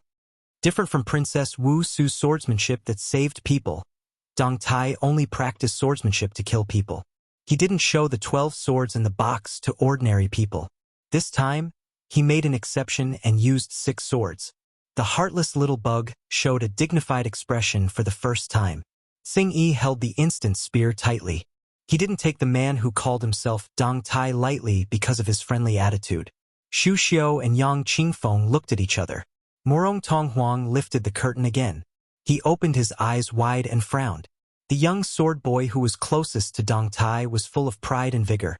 For a moment, everyone nearby held their breaths. How many people in the world were lucky enough to see the self-proclaimed Peach Blossom sword god kill people? There were 12 swords neatly arranged in the yellow pear sword box. The longest was no longer than the middle finger, and the shortest was only as long as the thumb. They saw the number 1 swordsman in Jianghu, who was far more famous than the old god of sword Li Chungang. Smile. He stretched out his index finger and flicked the hilt of the first red sword in his left hand. He said calmly, "Black armor." The small sword jumped into the air. After a slight delay, it shot toward the top of the city wall. Dong Tai stretched out his middle finger and tapped it with 2 fingers. "Childhood sweetheart." The 2 swords jumped into the air with lively spiritual energy and flew away again. The last time he tapped it with 3 fingers. "Spring water, morning dew, peach blossom." The small sword box happened to be half empty. Even Princess Consort Jing was curious and fearful of this legendary man. Following his gesture, Xu Xiong, Yang Qingfeng, Long Yuxuan, and the others all looked down the city walls. Only the little bug and blue bird kept staring at the inconspicuous yellow sword box. The people watching from afar didn't know that the man had just flicked the swords out of the box. Almost in an instant, the 6 small swords had returned to the air 2 feet above the box and slowly fell down. It was not until Deng Tea closed the yellow pearwood box that the crowd finally realized what had happened. They saw the 6 slaves' heads seem to have been pierced by something.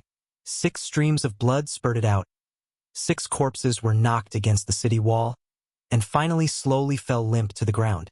At this moment, Dong Tai stood up. He didn't touch the yellow box containing the 12 priceless flying swords.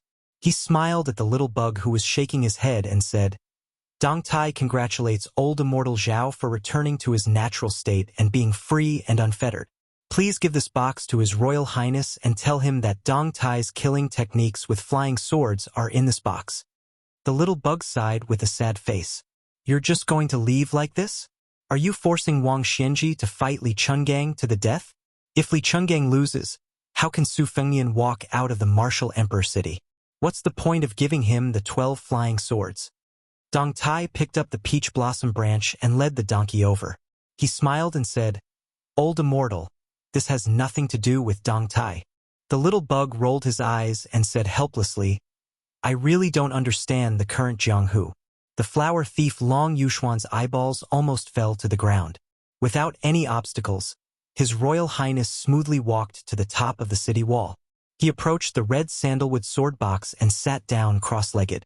He put the bowl of wine in front of him and looked at the eastern sea.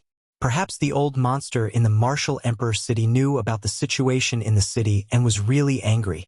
The sea surface was immediately stirred up. Was the old man really going to teach the eastern sea how to stand on its water? Su Fengnian looked at the river surface. The waves were getting stronger and stronger. The curtain of swords was like a black cloud pressing down on the city. He suddenly grinned and said, "The situation is urgent.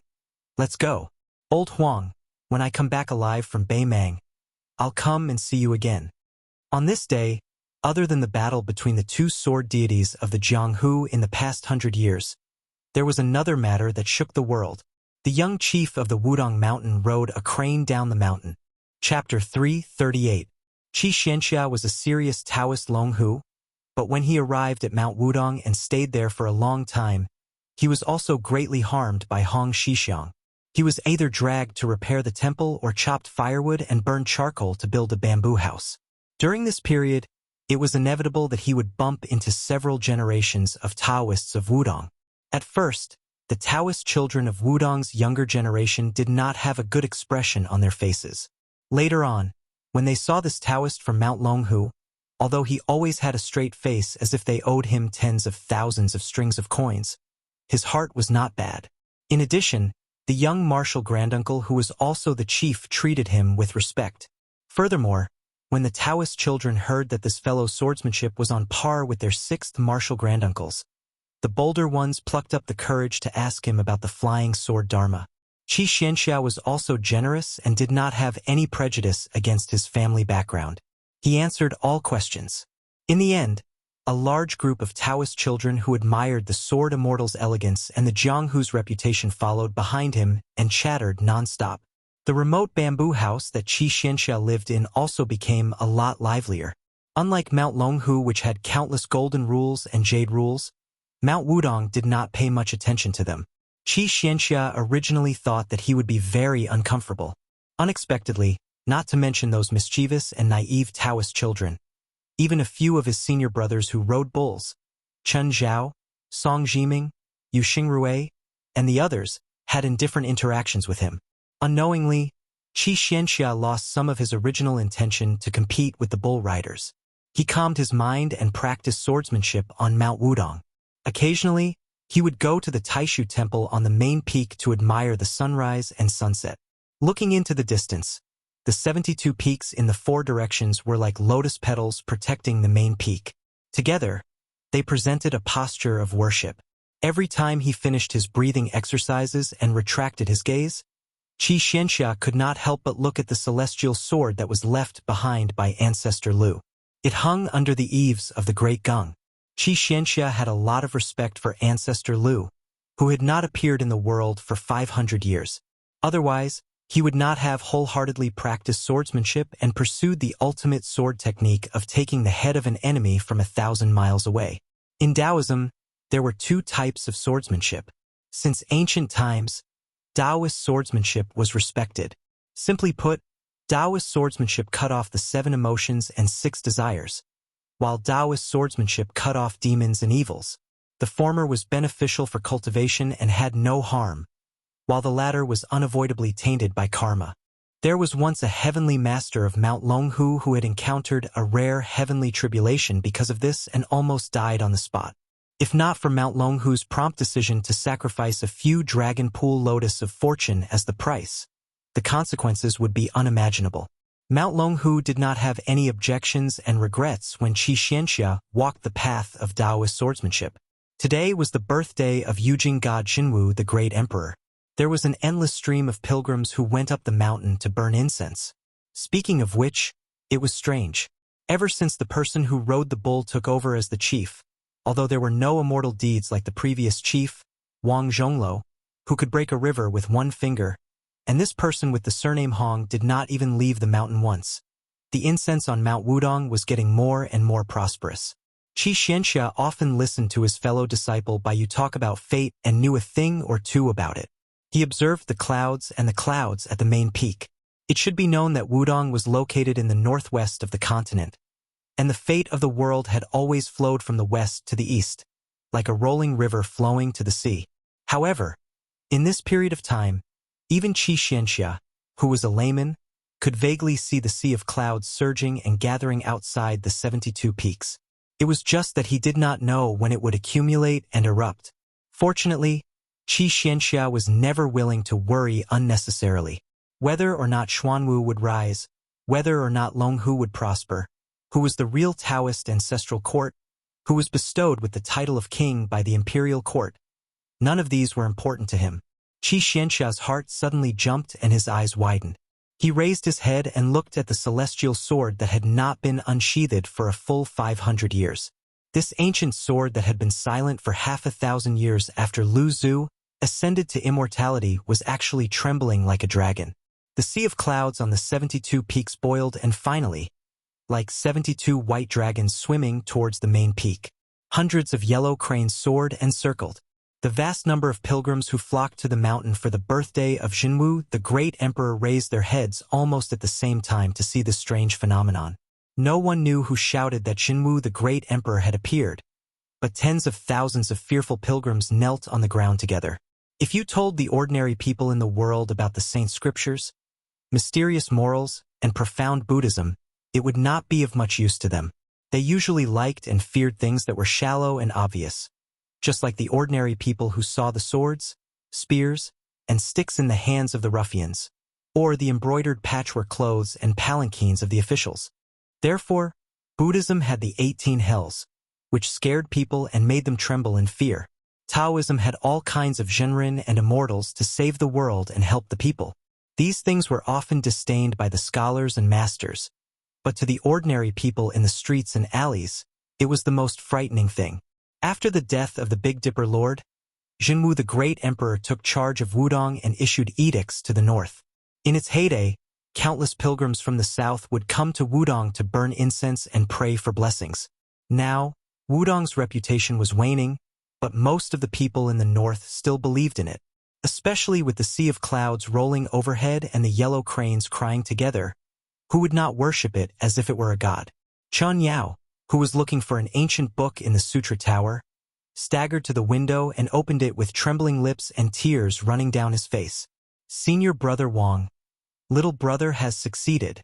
Song Jiming, who was refining pills in the mountains, did not care about the pills that were regarded as immortal objects by ordinary people. He fell to his knees and kowtowed. Wudong's 36th disciple, Song Jiming, welcomes the founder. Yu Xingrui, who had found a disciple who was in seclusion in the East Sea, was sitting on a cushion and teaching the disciple the Nigong Heart Sutra. He clapped his hands and laughed until tears came out of his eyes. He said excitedly, "Li Yufu, your uncle master is finally coming down the mountain." 72 peaks faced the summit and 24 streams flowed. Among them, the longest waterfall was lifted and straightened as if it was assisted by the gods. It led to the adjacent Little Lotus Peak where only a young Taoist practiced the way of the heavens. The waterfall was like a white chain across the sky. When the tens of thousands of pilgrims saw this scene, they felt as if they were in a fairyland. It was even quieter. The huge Wudong mountain was so quiet that you could almost hear a pin drop. Who was the one who built the bridge? Qi Xianxia saw the ancient sword fly out of the Taishu temple with its scabbard. It followed the sword and flew along the water bridge hanging between the two peaks to Little Lotus Peak. He saw the person riding the ox and leaning against the tortoise camel tablet. He muttered to himself, "Today is the day to interpret the lot. It's best to go to Jiangnan." The immortal ancient sword flew around the young chief, as if it was reuniting with an old friend. It was happy and excited. Qi Xianxia, who was excited, shouted, "Hong Shixiang, who are you? Why is Ancestor Lu's sword connected to you?" The young martial granduncle on the ox turned a deaf ear. He was in a daze. He pinched his fingers and calculated again. After a long time, he exhaled and smiled at Qi Xianxia. He slowly got up and stroked the ancient sword that was suspended in the air. He touched it with his finger, and the 3-foot sword was as clear as water. The scabbard separated, and he said softly, "You go to Jiangnan, you go to Longhu. I'll be there soon." The scabbard went to Longhu Mountain, and the sword flew towards Jiangnan. The ancient sword went down the mountain first. Hong Shixiang, who was wearing a plain Taoist robe, patted the dust off. He rode a huge yellow crane and looked towards Jiangnan. "Jiangnan is good. It's best if it's a red coat." Qi Xianxia looked up at the yellow crane and said in shock, "Ancestor Lu?" Qi Xianxia was originally shocked to the extreme, but when he saw the yellow crane return, the guy who was no longer riding an ox hastily jumped off. He smiled awkwardly and said, "Let's go greet the senior martial brothers first before leaving the mountain." "Oh right, Brother Qi. I'll have to trouble you to take care of the Taoist children's studies." Even the inflexible Qi Xianxia couldn't help but want to swear. What kind of immortal is this? The newly appointed headmaster, who had never walked out of the Black Tortoise Dangxing Memorial Archway when he was young, was scolded by His Highness as a coward.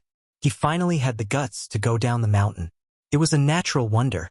The Taoist rode the yellow crane into the distance. The yellow crane shuttled through the clouds and flew past the northwest city of Fish Dragon Pass. It was majestic. The pass locked the Een border and the defense line was continuous. It was one of the choke points of the Empire's North Desert. Some soldiers climbed up the city and looked into the distance. Who was the first to see the yellow crane? There seemed to be another person sitting on the back of the crane. There was someone? There really was one person. This news immediately spread like wildfire. The soldiers at the border all rushed to the commanding heights of the city wall. Sure enough, they saw an immortal who looked like a Taoist riding a crane to the east. The impregnable pass in the northwest immediately exploded. When the yellow crane whistled over their heads, everyone looked up blankly. They didn't dare to say anything for fear of disturbing the celestial who was free and unfettered in the sky. In the prosperous Central Plains, there was a yellow crane tower standing on the banks of the great river. Its wings and horns were rugged and heroic. There was once an immortal poet who left a famous poem that was handed down from generation to generation. It was said that 500 years ago, Lu Dongxian from Guanxi cultivated for 200 years and finally became an immortal. He swore that if there was injustice in the world, he wouldn't be willing to ascend to the heaven. He traveled leisurely in the mortal world with poetry, swords, and wine. He once rode a crane past this tower, causing purple clouds to rise from the east. There were more than 300 famous poems from different dynasties and generations on the walls of the tower. Today, a grand poetry gathering was held upstairs. The scholars of the Central Plains were in the mood for wine and poetry. Suddenly, they heard that a magical yellow crane flew from the west to the east. They all came to the corridor to watch. When they got closer, they suddenly realized that there was an immortal sitting on the crane. The immortal style was not inferior to Lu Dongshuan's in the past. The scholars and poets looked at each other in disbelief. Was there really an immortal on land in the world? Chapter 339. 500 years ago, he left on a crane. 500 years later, he returned on a crane. In the vast expanse of mist, the yellow crane flew across the yellow crane tower. An old scholar said in a daze, "I have witnessed this scene. My life was not in vain." Jiangnan. Old people, old scenes, old memories. The autumn wind rose, autumn leaves fell, people gathered and parted. Autumn crows perched and startled, missing each other and not knowing when they would meet again. This scene was embarrassing. The beautiful peonies of Baogua Temple withered one after another. In the autumn season, there were still some 100-year-old osmanthus to be admired. The trees were old, the branches were evergreen, and the fragrance assailed the nostrils. Recently, the Lu family of Hutting County had overshadowed the other three families. It was like the osmanthus tree in front of a pair of women, growing alone in the forest. The head of the Lu family took the blame and resigned from the Imperial College. After drinking wine, he profited from the misfortune and entered the Ministry of Rights, becoming a second-rank official. After the carefree Sanren Tongshi sword, immortal Lu Baijia left Retreat Garden. He went to the capital and immediately assumed the position of Assistant Minister of the Ministry of War. He was only one step away from becoming a cabinet official. The two brothers echoed each other from a distance. The Jiangnan Lu family became famous overnight. They had to reevaluate the family of the king of Bailiang. The family's reputation rose, but the most beautiful widow in Gangnam-do with a bad reputation was completely neglected. The scholar Lu Lighting was dragged to death on a horse. Who in Hutting County dared to get close to her? It was said that the widow caught a cold and her body, which was not weak, became thin. It was said that she lost a lot of weight. The men in Gangnam-do had complicated thoughts, but the women were united against a common enemy. Many of those who had suffered losses hurried to the temples and Taoist temples to burn incense and pray to the bodhisattvas. They wished that the fox spirit would die sooner. When the noble women who were familiar with her met, they would curse her in private to feel better. Now that the center of power of the Lu family had moved to the capital and the court, especially after the Tongshi sword immortal left Gangnam-do, It was inevitable that the Liu family of Hutting County would not be able to gain any advantage over trivial matters. The rumors that had been suppressed became more and more intense. The attacks and curses against the widow were reignited. The osmanthus seeds fell in front of the old osmanthus trees.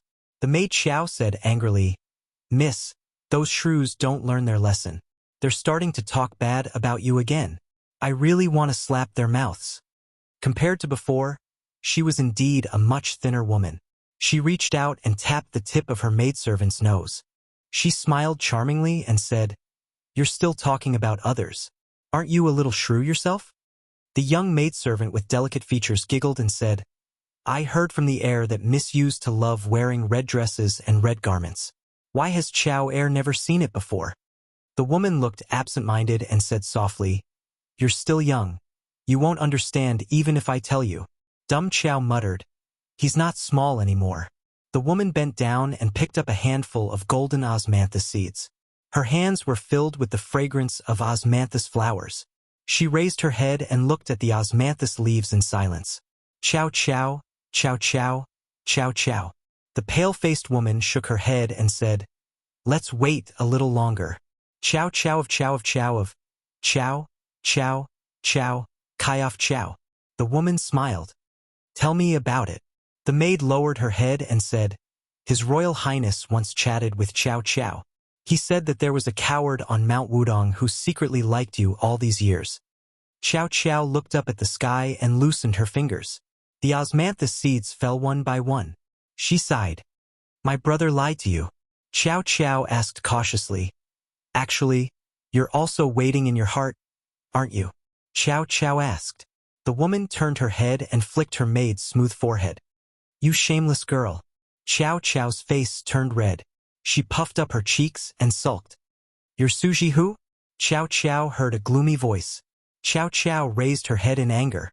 She followed the voice and saw a young man squatting on the wall of Baogua Temple with a long saber on his back.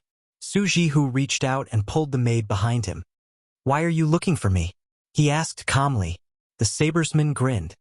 "I'm Yuan Tingshan. I don't change my name. I have some grudges with His Royal Highness's brother. Besides, I'm doing things for others. If not, I wouldn't have come to Gangnam-do to make things difficult for a widow like you." Suji Hu's face darkened, but he did not panic. Yuan Tingshan, who had rushed all the way from Mount Hui to Gangnam-do, laughed. "I'll kill all the guards of Lu Mansion outside. Those bald donkeys of Baogua Temple don't know what's good for them. So I'll kill them all and send them to meet Buddha in the Western Paradise.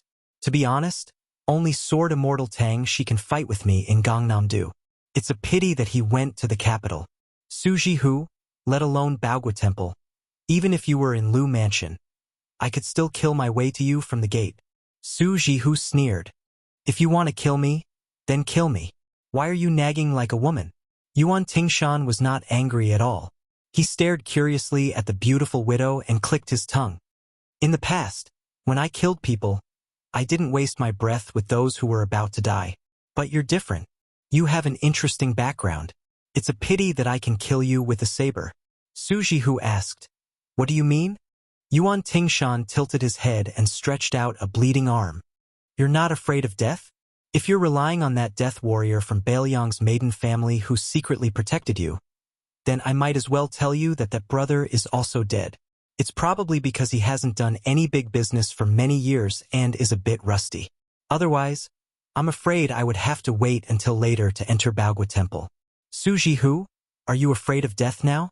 Suji Hu smiled sadly and asked, "How are you going to deal with the little girl behind you?" Yuan Tingshan said bluntly, "Naturally, I'll kill her with a saber. I don't have the habit of being gentle with women." Suji Hu turned his head to look. The maid Air Chow smiled innocently. "Miss, Air Chow is afraid of pain, but she's not afraid of death." Suji Hu closed his eyes. "Do it." Yuan Tingshan stood up and stood on top of the wall. His face was sinister as he slowly drew his saber. "You dare." Words were accompanied by the clear cry of an ancient sword. There was a sword that came from Mount Wudong 1,000 li away. It landed in front of Suji Hu. A yellow crane arrived at Jiangnan's Lake Ting County.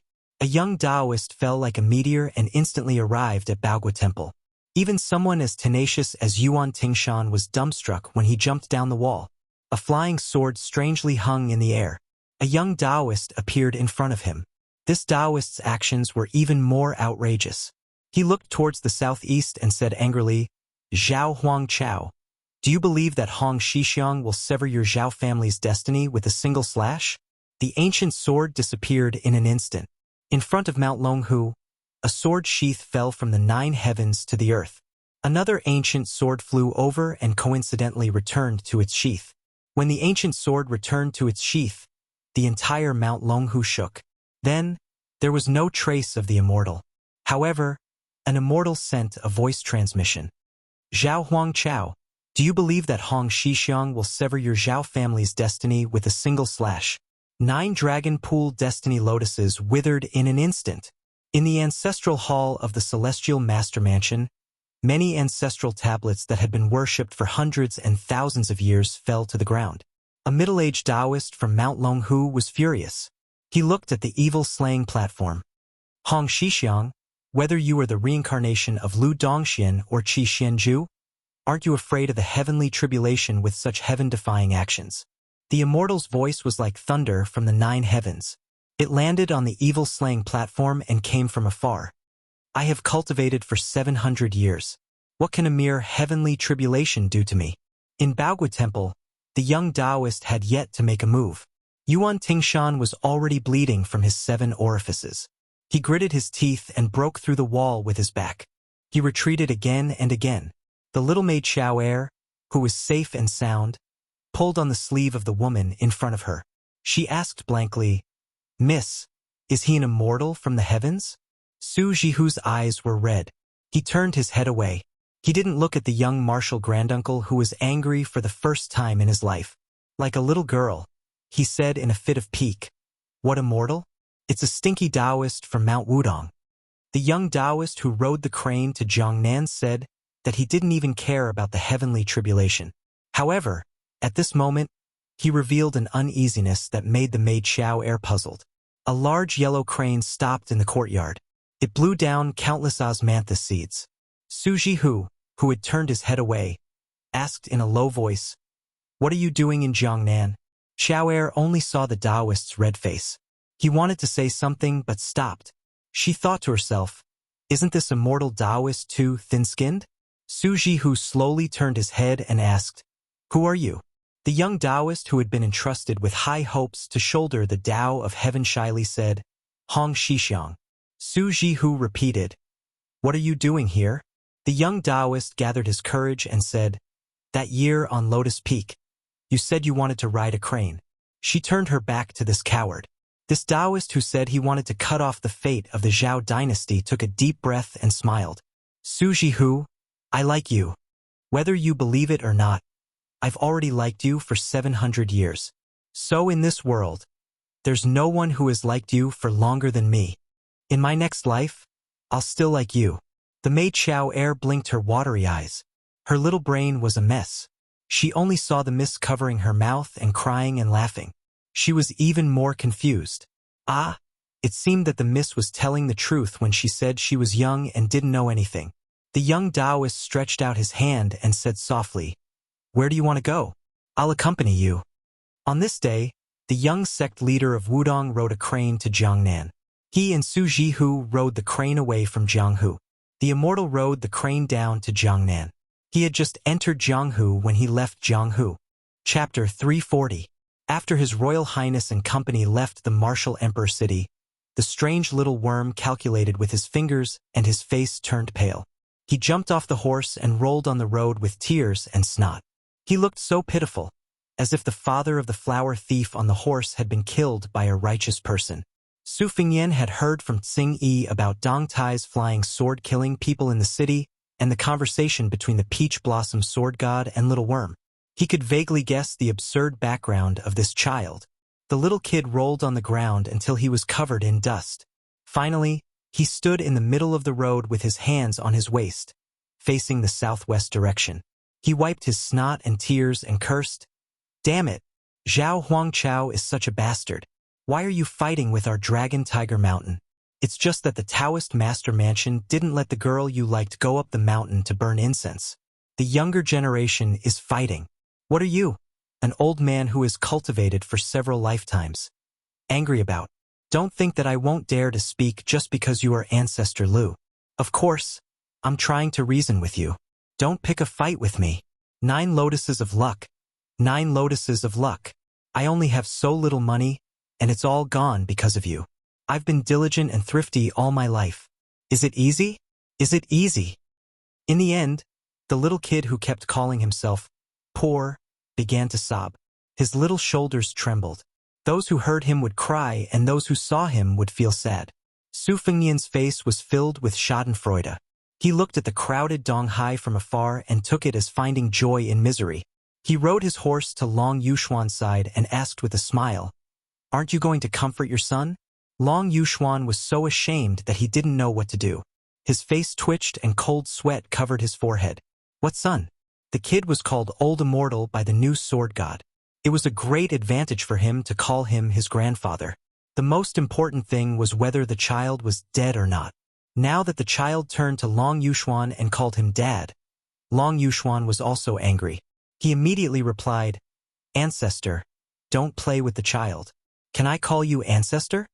Little Worm rolled his eyes and said, "You are father just because I call you father? Then if I go to the capital and call the emperor grandson, he is really my grandson? Look at how useless you are." Long Yushuan almost spat out a mouthful of blood. If it weren't for the fact that he had to hide his identity, he would have dismounted from his horse and hung this little bastard up to give him a good beating. Su Fengnian glanced at the quarrelsome couple and finally fixed his eyes on the little bug's young face. In the past, when he browsed through the Taoist classics, he had seen something like over 100 years old but still looks like a baby, which was used to describe the miraculous nature of the Taoist immortals. The meeting of the 3 talents and the formation of the true nascent soul was exactly what the new god of Sword Dongtai had said. Noticing His Royal Highness's gloomy gaze, Little Worm patted his butt and put on the demeanor of an expert. He habitually stroked his beard, but after feeling nothing, he realized that he was still a child after coming out of seclusion. How could he have a beard to pretend to be an expert? He smiled embarrassedly and didn't try to hide his identity. He swaggered to Long Yushuan's side and climbed back onto his horse. He rode side by side with His Royal Highness and said, "I am Zhao Xuani from Mount Longhu." Although Su Fengnian was already mentally prepared, he was still shocked when he heard the little pervert's self-introduction. There were 4 Taoist masters in the ancestral court of Taoism. The 2 old Taoist masters, Zhao Shi and Zhao Shituan, were of the Hope generation. Not only were they high and mighty in the genealogy of the Taoist mansion, but they were also among the best in the world. After the Hope generation was Dan, so the brothers Zhao Danxia and Zhao Danping were of the Dan generation, followed by the Jing generation. Other than Zhao Shi and Zhao Shituan, there were also some old Taoist masters of the Hope generation who were in seclusion. However, they were either not the direct descendants of the Taoist mansion or had mediocre abilities. They were far less famous than the 2 old Taoist masters. However, no one outside the mountain had ever heard of the Xian generation, which was 2 generations higher than the Hope generation. 70 years old was already considered the oldest in the world. Su Fengnian estimated that the one in front of him was at least 70 years old. His Royal Highness steered his horse to a high slope, as if he was determined to wait for the old god of swords, Li Chungang. The Longhu spiritual master, who claimed to be of the Xian generation, frowned and said, "You're not leaving? Aren't you afraid that Li Chungang will lose to Wang Xianji again at such a close distance? When that time comes, you'll have to bear the consequences." Dong Tai killed someone in Martial Emperor City and gave him the sword. He obviously put in a lot of effort. Su Fengnian looked at the sea surface and remained silent. The yellow pear sword box with the 12 flying swords was placed on his horse carriage. Su Fengnian did not dare to treat Dong Tai lightly. Dong Tai was famous for his strange words and actions. If this guy dug a hole, Su Fengnian would not be so stupid as to jump in without saying a word and bury himself alive. Back then, when the king of Jing and Zhao Hong gave this King Xianji's knife manual, Su Fengnian was not in a hurry to practice it. He still needed to wait until he returned to Bailiang and had his face appraised by the white fox. He needed to confirm that it was beneficial and harmless before he could practice it. What if he started practicing 1,000 miles in a day and then his tendons and meridians exploded, crippling his martial arts? Who would Su Fengnian complain to then? The battle on the surface of the East Sea was thunderous and the rain was heavy. The river and the sea were overturned, and the curtain of swords was endless. The crowd of martial emperor city gathered by the sea was dumbfounded. They never thought that martial artists in the world could fight like this. Dozens of Jianghu people who wanted to watch the battle were smashed into pieces by the Gang Qi and sword intent. The martial emperor city's city lord, Wang Xianji, had white hair and a white beard. He was tall and sturdy, standing barefoot on the raging waves with his hands behind his back. He let the 1,800 swords shoot out layer by layer, but they were broken and fell into the sea at a distance of 30 feet away. After 800 flying swords, the distance was only 20 feet. After another 600 swords, they were finally 10 feet away from Wang Xianji. The abundant sword qi and the strong gang qi clashed. Lightning intertwined and crackled, piercing people's eardrums. Another 300 swords pierced the black-robed and white-haired Wang Xianji's body, shattering inch by inch. The spectators thought that after the 1,800 swords failed to kill Wang Xianji, the old man would have exhausted all his skills. Unexpectedly, the old man slowly said, "Sword formed," and the broken swords that fell into the sea all floated to the surface. They gathered in the furnace and formed an unparalleled giant sword between the two men. When the sword was formed, the sky cracked and dazzling golden light slowly sprinkled down.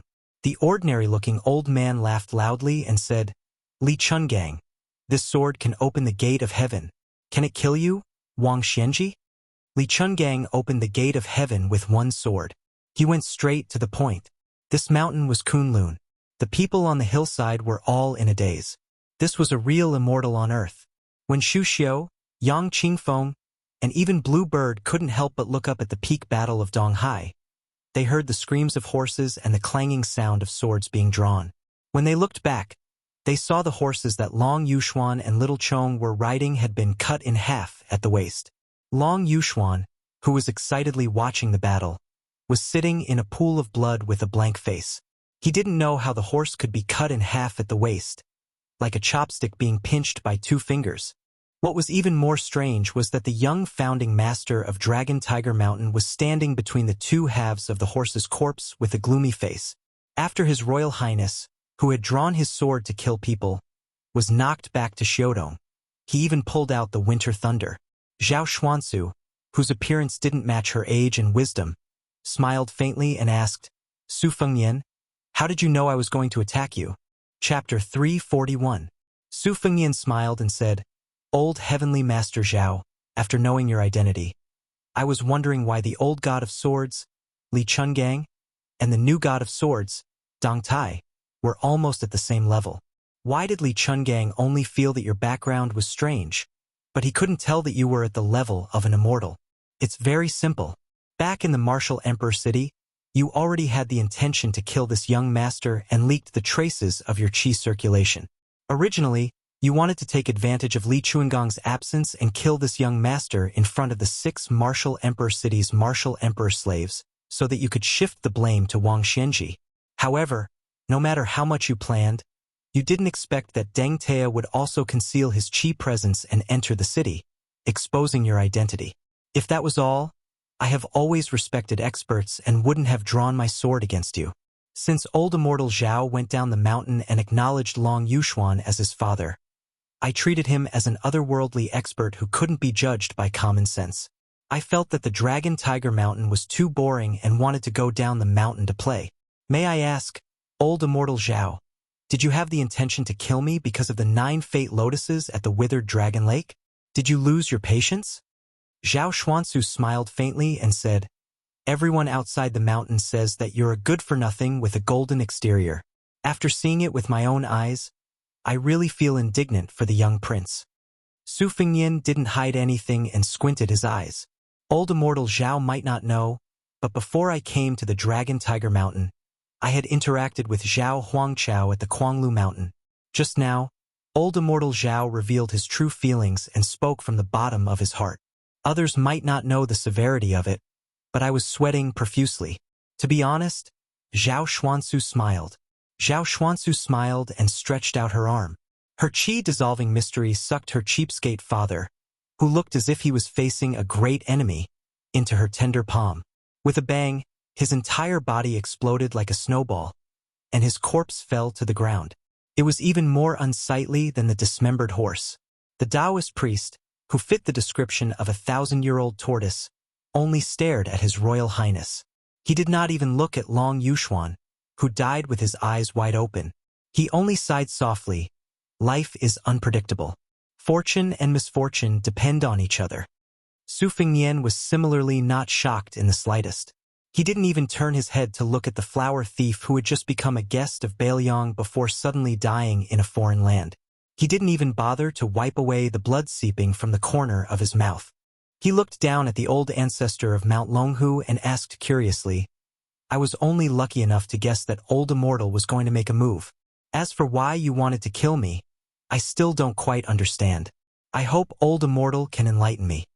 Zhao Xuansu stretched out his hands and pressed down. Xu Qian and Yang Qingfeng, along with their horses, were instantly pressed to the ground by a heavy weight. The two horses were crushed into meat paste. The two northern Liang retainers struggled to hold on, bleeding from their 7 orifices. Against this ancestor of Mount Longhu, they actually had no strength to fight back. The Taoist priest glanced at the surface of the Eastern Sea and chuckled. It's okay if you want to delay time. I'm also waiting for the divine gate to open. Li Chungang, you're indeed the best swordsman in the 500 years after Ancestor Lu. Xu Xiu, who was on the verge of death, spat out blood. She lay on the ground and struggled. Your Highness, save me. Su Fengnian turned a deaf ear to her and laughed. Why? Old immortal has such a mysterious supernatural power. Are you still afraid of the illusory fate that entangles you and prevents you from ascending? The Taoist priest sighed. How can I not be afraid? Since things have come to this, I'll make it clear to you. I, Zhao Xuansu, am only one step away from ascending to immortality. It was so before 60 years, but it's still so after 60 years. Just like how I killed Long Yuxuan just now, fortune and misfortune are intertwined. The Taoist priest's residence, Zhao family, shares the same surname as the son of heaven, Zhao family. 500 years of karma entangled with each other, just like how the black tortoise totem entangled with the snake. Their fates have long been mixed up. When I entered the martial emperor city and met Dong Tai, my killing intent had faded. When your fate was strong and you weren't destined to die, I was happy to be a coward and hide in Mount Longhu. Unfortunately, when I got here, Li Chungang opened the divine gate with his sword. Even if I killed you, I could take the opportunity to ascend. Look, that's the divine gate. I once made a bet with Zhao Huangchao that whoever ascended first would lose a seal. Once I ascended today, my fate would be retribution. If that old bastard dares to take the seal, he would have to find Zhao Huangchao.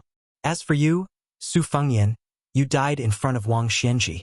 Zhao family's imperial court borrowed Su Zhao's butcher's knife to cut off the rotten meat of martial emperor city. Evil people will be dealt with by evil people. It's my compensation to my century-old friend, Zhao Huangchao. Su Fengnian praised. Old immortal, you have a good plan. Zhao Xuansu laughed. I've lived for a long time. My Tao is ordinary, but I'm thick-skinned. The Taoist priest laughed. I advise you not to expect the two land immortals to notice the abnormality here. I still have the ability to do so. An instant spear curved like a crescent moon and swept down from the sky. Zhao Xuansu did not move and allowed the instant spear to hit the young body. However, the next scene was Blue Bird vomiting blood and flying backward. The Taoist priest said regretfully, Little girl, it's a pity for your body. Then, he looked at His Royal Highness and seemed to be mocking. You can still keep your composure? Blue Bird stood up shakily, but the instant spear did not leave her hand. Su Fengnian glanced at Xu Xiu and Yang Qingfeng who were struggling. He waved his hand to stop Blue Bird who was trying to fight to the death with the Taoist priest and asked, Everyone here has to die. Zhao Xuansu nodded. Su Fengnian chuckled and said, Then let me go first? Zhao Xuansu did not say any nonsense. He instantly shrank the ground and swept in front of Su Fengyan. He did not give him any chance to draw his knife and block. His move was a killer move. Ha! Just as he was about to touch His Royal Highness, a hand blade strangely pierced towards him. Even Zhao Xuansu, who had a high realm, was repelled by this mysterious move. He looked down and saw a scarlet blood groove on his neck. He looked up and saw a girl with an old-fashioned smile. Zhao Xuansu frowned. He saw that the sword in the distance had opened the gate of heaven and opened the line between the sea and the sky. It was clearly the best time. He twisted his neck and his body made continuous cracking sounds. It was like a string of soybeans exploding. Zhao Xuansu sneered. Not bad. Not bad. His Royal Highness has some skills. He actually forced me to summon my real body. The Taoist priest's bones, flesh, and blood began to grow like an old tree in spring. Su Fengyan said calmly, so that's what they say. You are really not a master. Not to mention the old god of swords Li Chungang. Even the new god of swords Dong Tai is far from you. Zhao Xuansu was furious. He looked up to the sky and laughed. Nephew, your flattery is just so. A unique mellow voice came from the bottom of the hill. I gave you the sword first and repaid half of your kindness. After killing you, I repaid the other half. I saved you twice. From today onwards, Dong Tai and your mother, Wu Su, no longer owe each other. You are not a master if you don't show off. How is he not a master? He obviously lived his whole life as a dog. Dong Tai is here to kill the dog. Since Senior Li's sword was formed in the Eastern Sea, Dong Tai will not make a fool of himself. Sword, rise. Zhao Xuansu showed a panicked expression for the first time. He said angrily, Dong Tai, how did you know this place changed? Dong Tai raised the sword. How would the world know it reached the peak? Dong Tai, who was standing 10 feet away, spread out his hands and smiled. Mei, Zhu Ke, Huang Tong, Tai Tai, Jin Lu, Tai Ah. 6 small swords broke out of the box. They were nailed to the top of Zhao Xuansu's head, temples, and 3 dantians. The Taoists said that the immortal could level the earth and shatter the mountains and rivers. Why don't you let me see it? His body collapsed. Zhao Xuansu forced his primordial spirit to leave his body. Like a rainbow, he flew towards the heavenly gate. Dong Tai took a step forward. He said calmly, you want to become an immortal? You have to ask Dong Tai's sword first. Come back. The 6 flying swords were clearly nailed to Zhao Xuansu's body. However, the primordial spirit of the Taoist reflected the outline of the 6 swords. The primordial spirit was pulled back into the body. Su Fengyan did not say anything. He cut the primordial spirit in half and laughed. I will let you become an immortal. Chapter 342. Seeing that the body of the elder ancestor of Dragon Tiger Mountain, which had returned to its original state, was split open by Su Fengyan's saber, Shu Xiong, who was lying on the ground, had a gleeful and ferocious look in his eyes. In the past, when he was living under someone else's roof in the northern Liang mansion, he had done a lot of dirty business involving human lives. There were also several dangerous situations where his life was hanging by a thread, but it had never been as futile as today. Facing Zhao Xuansu, who had been showing the appearance of a child all the way to Martial Emperor City, he could not even touch half an inch of his sleeve before he was suffocated by Zhao Xuansu's majestic qi, bleeding from his 7 orifices. Seeing His Royal Highness succeed in one strike with the help of Dong Tai's divine sword skill, she felt so comfortable that she could not wait to marry this young crown prince on the spot. She was well aware that if Su Fengyan had not spoken, her and Yang Qingfeng's qi would have exploded together with their flesh and blood. Xu Xiu could not be as open-minded as Lu Qiantang, who had died in the common reed marsh. She had just escaped from the gloomy prison in Beiliang and even had the chance to replace Pei Nanwei as the fake princess of Jing and Palace. How could she be willing to die here? Xu Xiu silently recited the Heart Sutras and smoothed her qi. Her whole body was in so much pain that it penetrated her heart. Inevitably, her beautiful and charming face was distorted. However, as soon as one wave subsided, another wave arose. Before Xu Xiu could criticize Zhao Xuansu's unsightly death, she saw the 6 flying swords of the peach blossom sword deity buzzing like cicadas. The out-of-body primordial spirit, which had failed to reach the gate of heaven, was still condensed and did not disperse after losing its physical body. Instead, it seemed to have been freed from its shackles and was floating in the air. Dressed in a yellow and purple Taoist robe with wide sleeves, it looked like a celestial being with a celestial demeanor. Xu Xiu looked up in a daze at the rootless primordial spirit that seemed to be free and unfettered in heaven and earth. An overwhelming sense of fear surged over her. Xu Xiu turned her head with difficulty and looked at Dong Tai standing in the distance. The truth of the 12 flying swords that came out of the box in 2 batches had already been revealed. Black armor, childhood sweetheart, morning dew, spring water, peach blossom, moth eyebrows, vermilion bird, huang tong, wei yu, and tai ah. Clearly, in Xu Xiu's opinion, the one who could fight against the great Zhenren of Longhu Mountain, Zhao Xuansu, was not the overly young His Royal Highness. It could only be this renowned new peach blossom sword god. After Xu Xiu caught her breath, she immediately struggled to get up.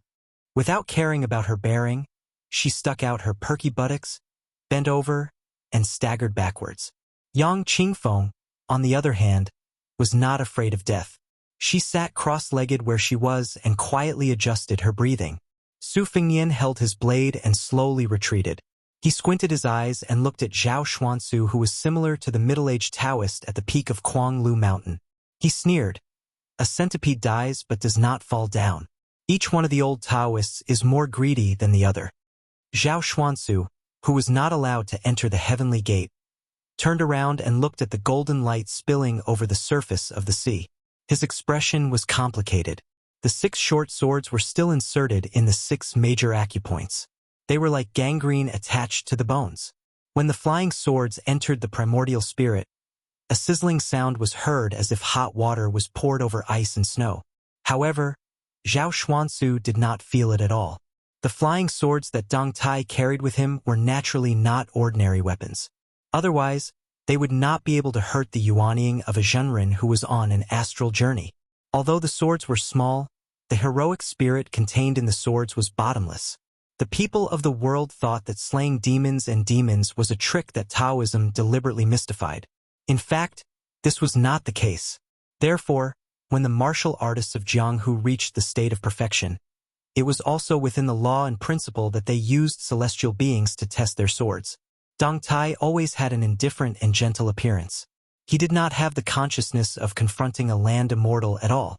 He smiled and asked, "Dong Tai has never been to Mount Longhu before. I don't know if these 6 swords are too light or too heavy a gift for you.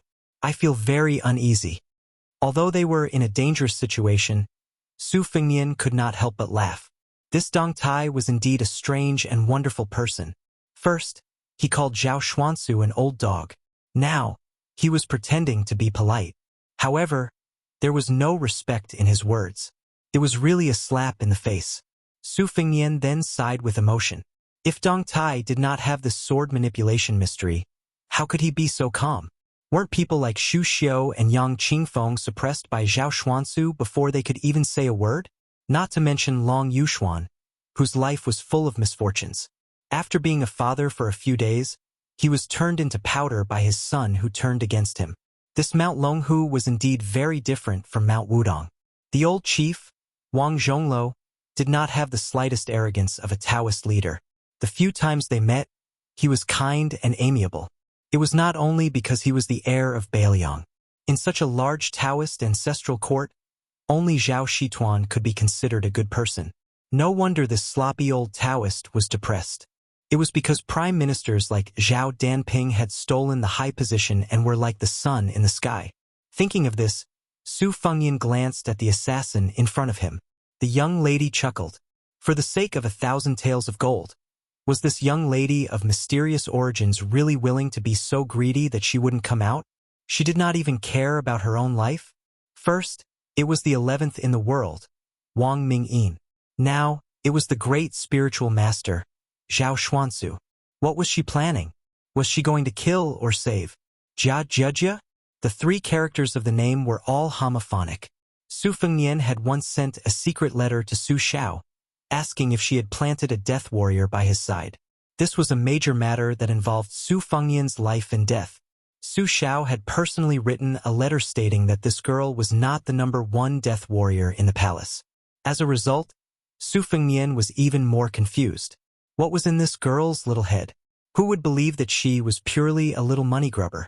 As for the fact that he did not disperse Zhao Xuansu's spirit with one strike, Su Fengnian was definitely disappointed.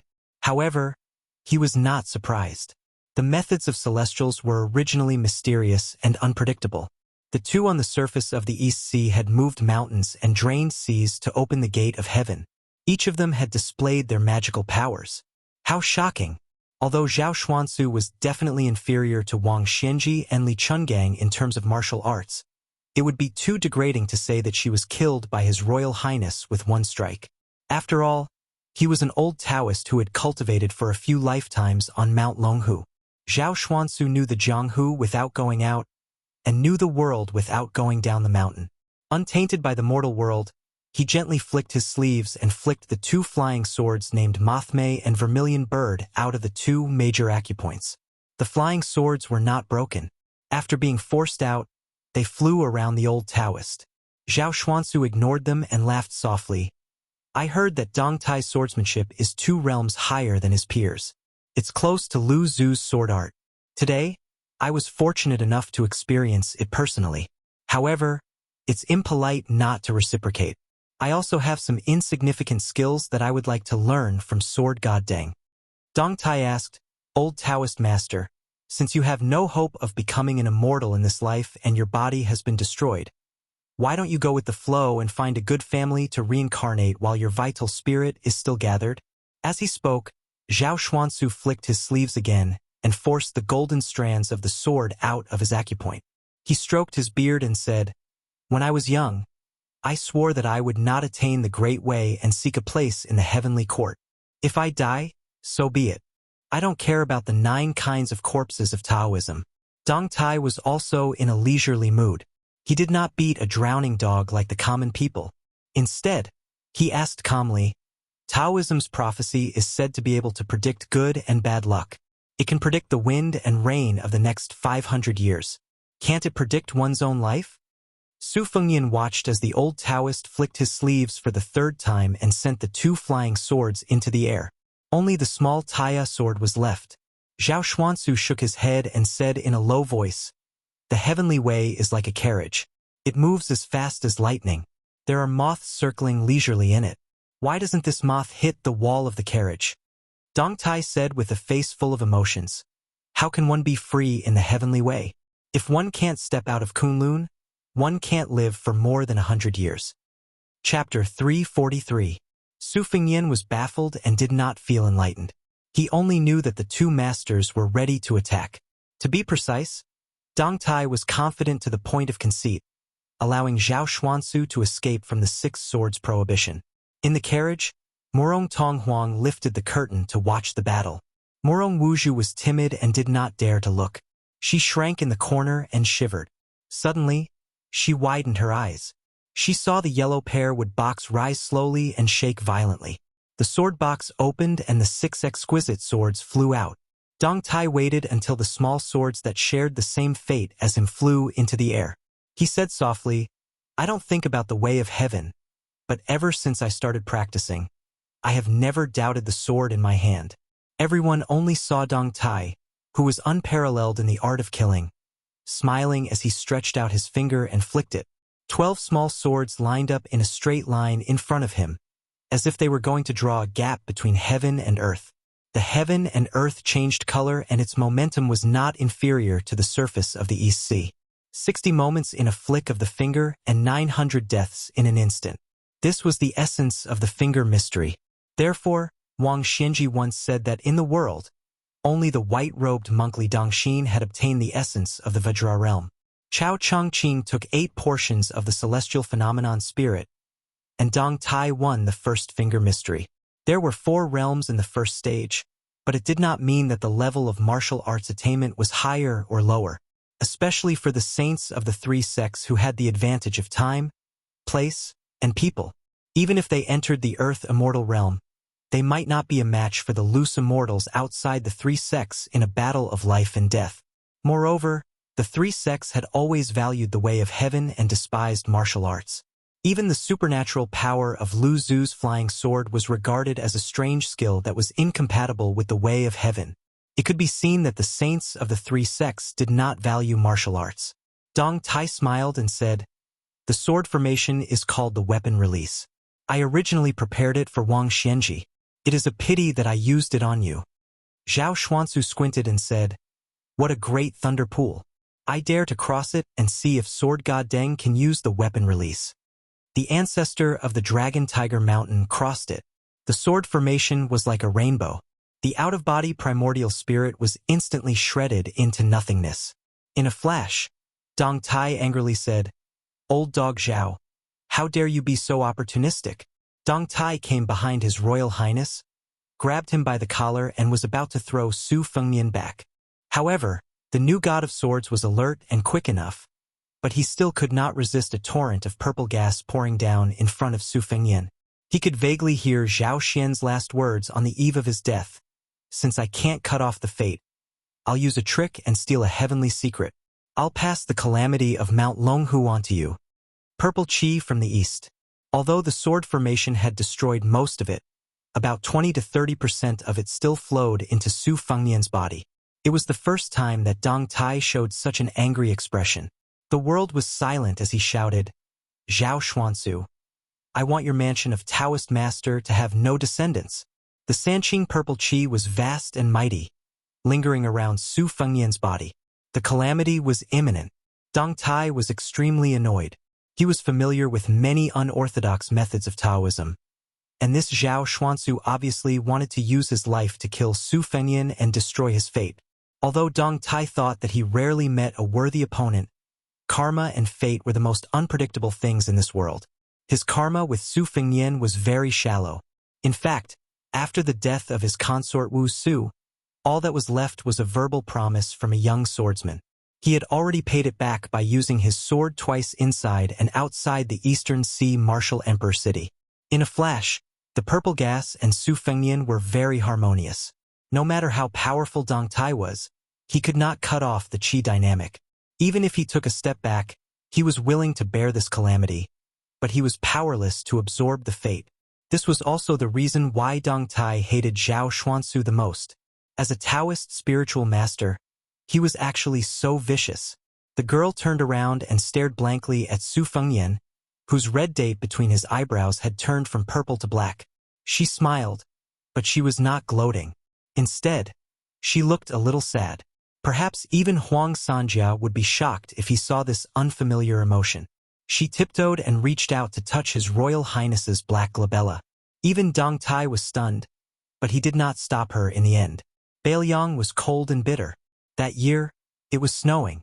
A little girl knelt by the roadside and sold her body to bury her mother. She was born at the bottom of the market. Her father was addicted to gambling.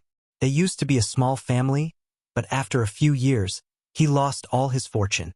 After his daughter was born, he swore to his wife that he would never gamble again.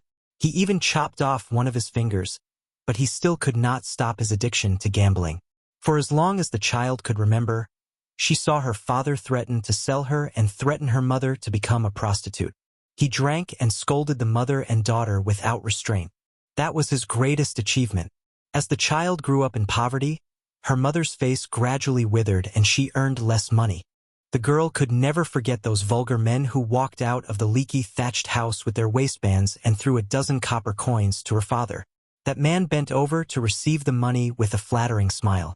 Later, when her mother knew that the man was determined to sell her daughter, she, who was terminally ill, changed into the last set of plain clothes she had. She sent her daughter away to pick some wild vegetables and cooked a pot of rice porridge with arsenic. When the girl returned home, the man who had not called her father since he was sensible was already cold. The small pot of porridge only had 6 bowls. He only cared about himself and drank 5 bowls in one breath. Naturally, he died quickly. The woman who only drank 1 bowl of porridge hugged her daughter before she died. She bled and cried, unable to speak. The little girl, whose fingers were bleeding from frostbite, washed her mother's face and put her on the straw mat. She didn't look at the man and went to Liangzhou City, kneeling beside the straw mat. This scene was not strange in the winter of Bailiang, so she didn't need to write anything on the charcoal, nor did she need to cry and complain. But who would be willing to do such an unlucky thing that would cost a lot of money for a filthy little girl in thin clothes? The road was full of beautiful women in mink fur. No one would take a second look at the little girl who might not be able to survive the harsh winter. A few ruffians who had taken money from her family passed by and kicked away the straw mat, revealing the body of the little girl's mother. She was lying on her mother's body. They said that her mother was a dirty woman and that they should just throw her body out in the wild. She cried and said that her mother was not dirty at all, so they stepped on the body. The little girl bit one of the ruffian's legs, but she was pulled up by the hair and punched in the stomach. He asked her if she was dirty or not. Every time she said no, every time she shook her head, she was punched. How old was she at that time? How many punches could she take? But the passers-by were indifferent and no one cared about this. Many people were bored and watched with great interest. Later, a luxurious carriage passed by. Probably because he heard the noise, a young man in a luxurious white coat got off the carriage and came to her side. Next to him stood a beautiful woman who covered her nose with her eyes full of disgust. He asked her who was prettier, her mother or the woman next to her. The little girl, whose mouth was bleeding, gave an answer that made the onlookers burst into laughter. The seductive woman who accompanied the young man was embarrassed, and her eyes were full of anger and coldness. The young man, whose absurd reputation had spread all over Bailiang, didn't show any expression. He took a pearl hairpin from the head of the woman next to him. There was a huge pearl hanging at the end of the hairpin. The little girl didn't know that a pearl was worth 1,000 gold. She only saw the man squat down and put the hairpin on her mother's head, asking her if it was pretty. The little girl cried and said yes. He patted her head and chuckled, but didn't say anything. He returned to the carriage and left. After that, someone immediately buried her mother. That winter day, the little girl knelt at the grave and met Huang Longshi. In these years, other than killing people, her only hobby was collecting hairpins. This year, outside Xiangfan City, she killed that so-called 11th in the world. Whoever wanted that young man to die, she wanted him dead. She didn't care if he was a first-rank master or an immortal on Earth. To her, this was the only reason. Chapter 344. Killing a man in 10 steps, leaving no trace for 1,000 miles. When the deed is done, I leave with a flick of my sleeve, hiding my identity and name. The essence of this popular paladin poem was the word, kill. If it was changed to save, it would obviously be neither fish nor fowl. At this moment, His Royal Highness, who was sitting sickly in the carriage, was in a very strange mood. His aunt, Jia, who kept a big cat as a pet, originally thought that even if it was not because of national enmity, she was a cold-blooded and ruthless first-class assassin who would not lend a helping hand. Zhao Xuansu's 3 Pure Tribulations. A few days ago, at the top of the Donghai slope, Su Fengnian's body was like an alchemy furnace, boiling abnormally. Unlike the external elixir that used gold, stone, and medicinal herbs as bait, the inner elixir melted one's essence, qi, and spirit. The danger within was not inferior to Taoist Zhao's killing move. Zhao Xuansu's purple qi from the east and Su Fengnian's big yellow courtyard were like weapons of war. Su Fengnian fell into a coma and was on the verge of death. When he woke up, he found out from Blue Bird that it was Jia who saved his life and caused the purple qi to flow into her body.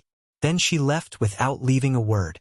The Peach Blossom Sword deity asked Blue Bird to leave a message for his distant nephew, saying that he had removed the prohibition of the 12 swords and needed a new master to feed him with blood.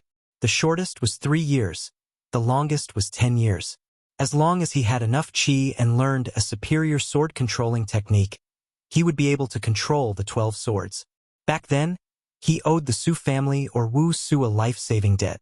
Even if he did not owe them anything, he would not meet them in the future. Old Man Li opened the curtain and bent over to enter the carriage. He sat down lazily against the wall. Su Fengnian glanced at him. How the Battle of Donghai ended. He only heard that it was a draw, but no one could see any clues.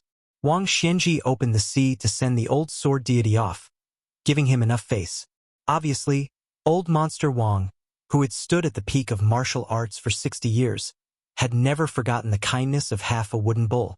This made Su Fengnian have a good impression of the martial emperor Castellan. The old god of swords saw a yellow pear wood box on the cotton blanket with a picture of 100 birds paying homage to the phoenix. He opened the sword box without a trace of politeness. Despite the dense sword aura, the old man with the sheepskin fur coat said, "Sissy, embroidery needle. Is this junior surnamed Deng a woman?" Su Fengnian, whose injuries had spread from the inside out, was pale. His knees were covered with a small satin blanket made by Shishu. In addition, there was a new charcoal stove in the carriage. It was not winter yet, which showed how weak His Royal Highness was. He smiled bitterly and said, "Fortunately, Dong Tai was not present. Otherwise, you would have to fight." Li Chungang reached out to take off his boots and buckled his feet. He blew his beard and glared. "What? This old man can't beat Wang Xianji, but he can't beat Dong Tai." Su Fengnian raised his eyebrows and asked carefully, "You lost at Donghai." Li Chungang pursed his lips and said straightforwardly, "This old man has lost, so what's there to hide? Wang Xianji's realm has fallen in recent years, but his cultivation has been steadily rising. His foundation is solid, and his comprehension is good. It's not strange that he can't beat Wang Xianji."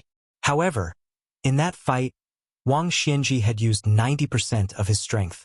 If he had fought with all his strength, perhaps only Ancestor Lu from 500 years ago would have been able to suppress this ignorant man. This old man is still a bit lacking. It's a pity that you didn't see the scene of him raising the water of Donghai. It's very frightening. Ignoring the shock in His Royal Highness' heart, the old god of swords looked at the sword box again. This time, he didn't speak harshly. He sighed softly and said, "These 12 pocket-sized flying swords have their seals removed. They're almost considered half-dead objects. It's not easy for them to have such sword intent. In terms of sword nurturing and flying swords, Dong Tai is indeed the #1 in the world. He's worthy of being the sword genius who made the Wu family's sword tomb lose face. However, calling him a childhood sweetheart is really making this old man's teeth sour. It's a far cry from wooden horse ox. The battle between sword techniques and Taoist techniques seems like water and fire, but when techniques reach the peak, they're no different from Taoism. Dong Tai is a smart person. He's like Wang Xianji who uses strength to prove Taoism. Only this kind of Jianghu is interesting." Su Fengnian's expression was strange. The old man wearing the sheepskin coat felt comfortable and reached out to close the sword box again. Su Fengnian felt a headache coming on. Fortunately, the person in front of him was Li Chungang. Otherwise, he could treat the sword box as a gift from Dong Tai in such a way. If it were an ordinary hero of Jianghu, he wouldn't be able to worship this small box. Li Chungang probably saw His Royal Highness's gaze and said unhappily, "Have you ever heard that the cold people need warmth? Don't take people's clothes and make them into lichens?" No matter how ignorant and incompetent Su Fengnian was, the poem was easy to understand and he could clearly hear the sarcasm in it.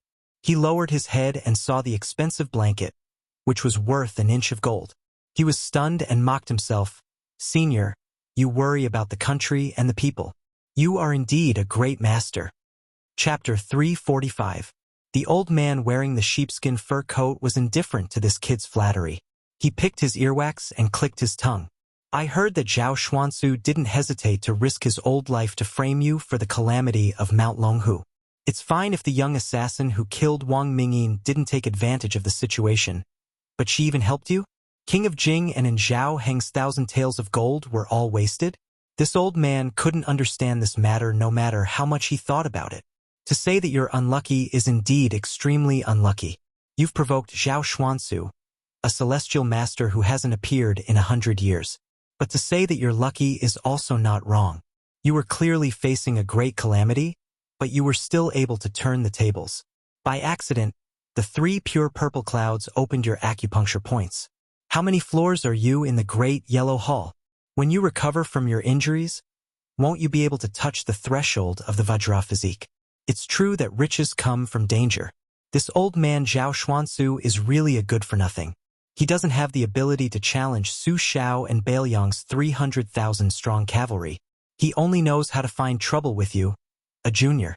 Heh, it's said that a small temple is big, but in this old man's opinion, Mount Longhu is full of bastards. He went for wool and came home shorn. Now that he's provoked Dong Tai, the celestial master's residence won't be peaceful. Su Fengnian covered his stinging chest, gritted his teeth, and sneered. This stinky old Taoist was stopped by Dong Tai. He couldn't kill me, so he took advantage of the opportunity when you opened the gate of heaven and wanted to leave his body and ascend. In the end, he was still intercepted by Dong Tai's flying sword. I had no choice but to burn both jade and common stone. Originally, I didn't haggle with Mount Longhu last time because Zhao Shituan accepted Huang Manor as his disciple. Sure enough, kind people are bullied. No matter how Dong Tai acts, the next time I climb Mount Longhu, I'll definitely let this group of noble people suffer. Li Chungang sneered and said, with your little cultivation, do you really think you're like Dong Tai or Chao Chongqing? Su Fengnian smiled calmly and said, I'm young. In addition, with the guidance of the old senior, I'll be able to achieve twice the results with half the effort. There will be a day when I can take my revenge and vent my anger. Li Chungang stretched out a finger and tapped the sword box. He chanted the word rise, and the box slid open. The 12 flying swords floated in the air and lined up in a line. It was exactly the same as Dong Tai's formation. He ignored Su Fengnian's surprise and said, the path of sword intent has reached the peak. The turbulent river flows to the East Sea and the rolling thunder strikes the heavenly court. It seems to be too overbearing and without any rules. But in the end, it is still going along the path and there are rules to follow. Formula Dao and Formula Dao were both indispensable. For example, if a person traveled a long distance, technique was the strength of the feet and Dao was the path. If one only had the strength of the feet, going astray was just drawing a circle around the ground and not going far. If one only knew the direction but did not walk, it was nothing more than looking at plums to quench one's thirst. Dong Tai is still too stingy. He only gave you the 12 flying swords but did not leave behind the sword-riding method. Instead of giving a man a fish, teaching a man to fish is better than teaching a man to fish. This old man showed the two-sleeved green snake no less than 100 times. If you really memorized it, it would be a superior sword-riding method.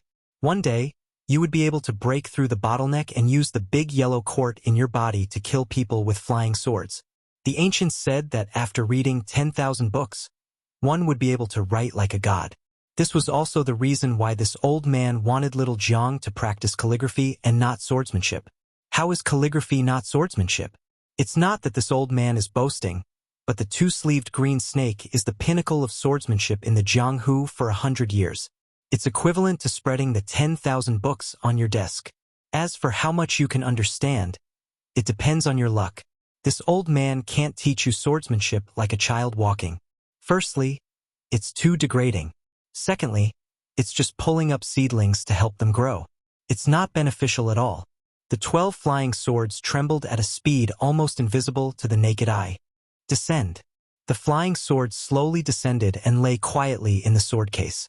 In the face of the old god of swords Li Chunggang's unprecedented sigh, Su Fengnian softly called him Old Senior, and did not say anything else. The one-armed Li Chungang lifted the curtain and looked at the scenery outside the window. He smiled and said, as you guessed, after this old man's battle with Wang Xianji, he has no regrets about swordsmanship or life. This old man has no children. He's an old man with no one to rely on. He has no attachments. What he said today is true even if he's about to die. In this life, he was once young and frivolous. He used his sword to cut down injustice. But the world is so big. How can this old man settle it with his sword alone? I remember that a long time ago, there was a female poet who praised this old man for destroying the 5 great mountains with his sword. This old man disdained to take responsibility for it. But now that I think about it carefully, there's some truth to it. For a moment, Su Fengnian had mixed feelings and was speechless. Logically speaking, Li Chungang should have been the undisputed champion of swordsmanship after returning to the realm of swordsmanship and fighting with Wang Xianji. At the very least, he could be on par with Dong Tai. He was one of the top 3 martial arts grandmasters in the world. It was time for him to rise up and make the new Jianghu look at him in a new light. But now, The old man wearing the sheepskin coat was calm and relaxed. He had the intention to completely withdraw from the Jianghu. It was not because he was disheartened, but because he had no attachments and no more requests. He truly had the strength of an immortal. Li Chungang put down the curtain and said softly, "After I send you back to Bailiang, I'll go see Miss Jiang one last time and teach her everything I've learned. Do you have anything you want this old man to tell you?" Su Fengnian shook his head. Li Chungang was not a narrow-minded person who was obsessed with love, so he did not continue on this topic. Suddenly, he said to himself with a smile, "I wonder who will be able to subdue the old monster Wang Xianji in the future." Su Fengnian asked tentatively, "How's the face of White Fox who came out of the tower after reaching the top? How's the Huang man, who entered the finger mystery?" The old man wearing the sheepskin coat thought for a moment and said, "That White Fox's face is still far from being as good as the one who came out of the tower. But if he is given some opportunities and fights with a few of the top 10 masters for 10 or 20 years, then he can go to the martial emperor city and have a wonderful fight. As for your brother, hey, he's the second Wang Xianji. There's no need for him to fight." Su Fengnian was in a good mood. Su Fengnian lifted the curtain and saw the beautiful scenery outside. There was a green mountain in front of them with green bamboos as far as the eye could see. He asked Bluebird to stop and got off the carriage to take a walk, feeling relaxed and happy. This was the first time Pei Nanwei and the Murong siblings had seen His Royal Highness recently. In addition, the scenery in the distance was very beautiful, so they all got off the carriage to enjoy the scenery. Xu Xiu looked at the young crown prince who was seriously injured and somewhat dispirited. She did not know why, but after the white horse left Liangzhou, it had been nurturing something. Until outside the martial emperor city, the man who had experienced the great calamity finally transformed. Xu Xiu stared at the back of the figure in a daze.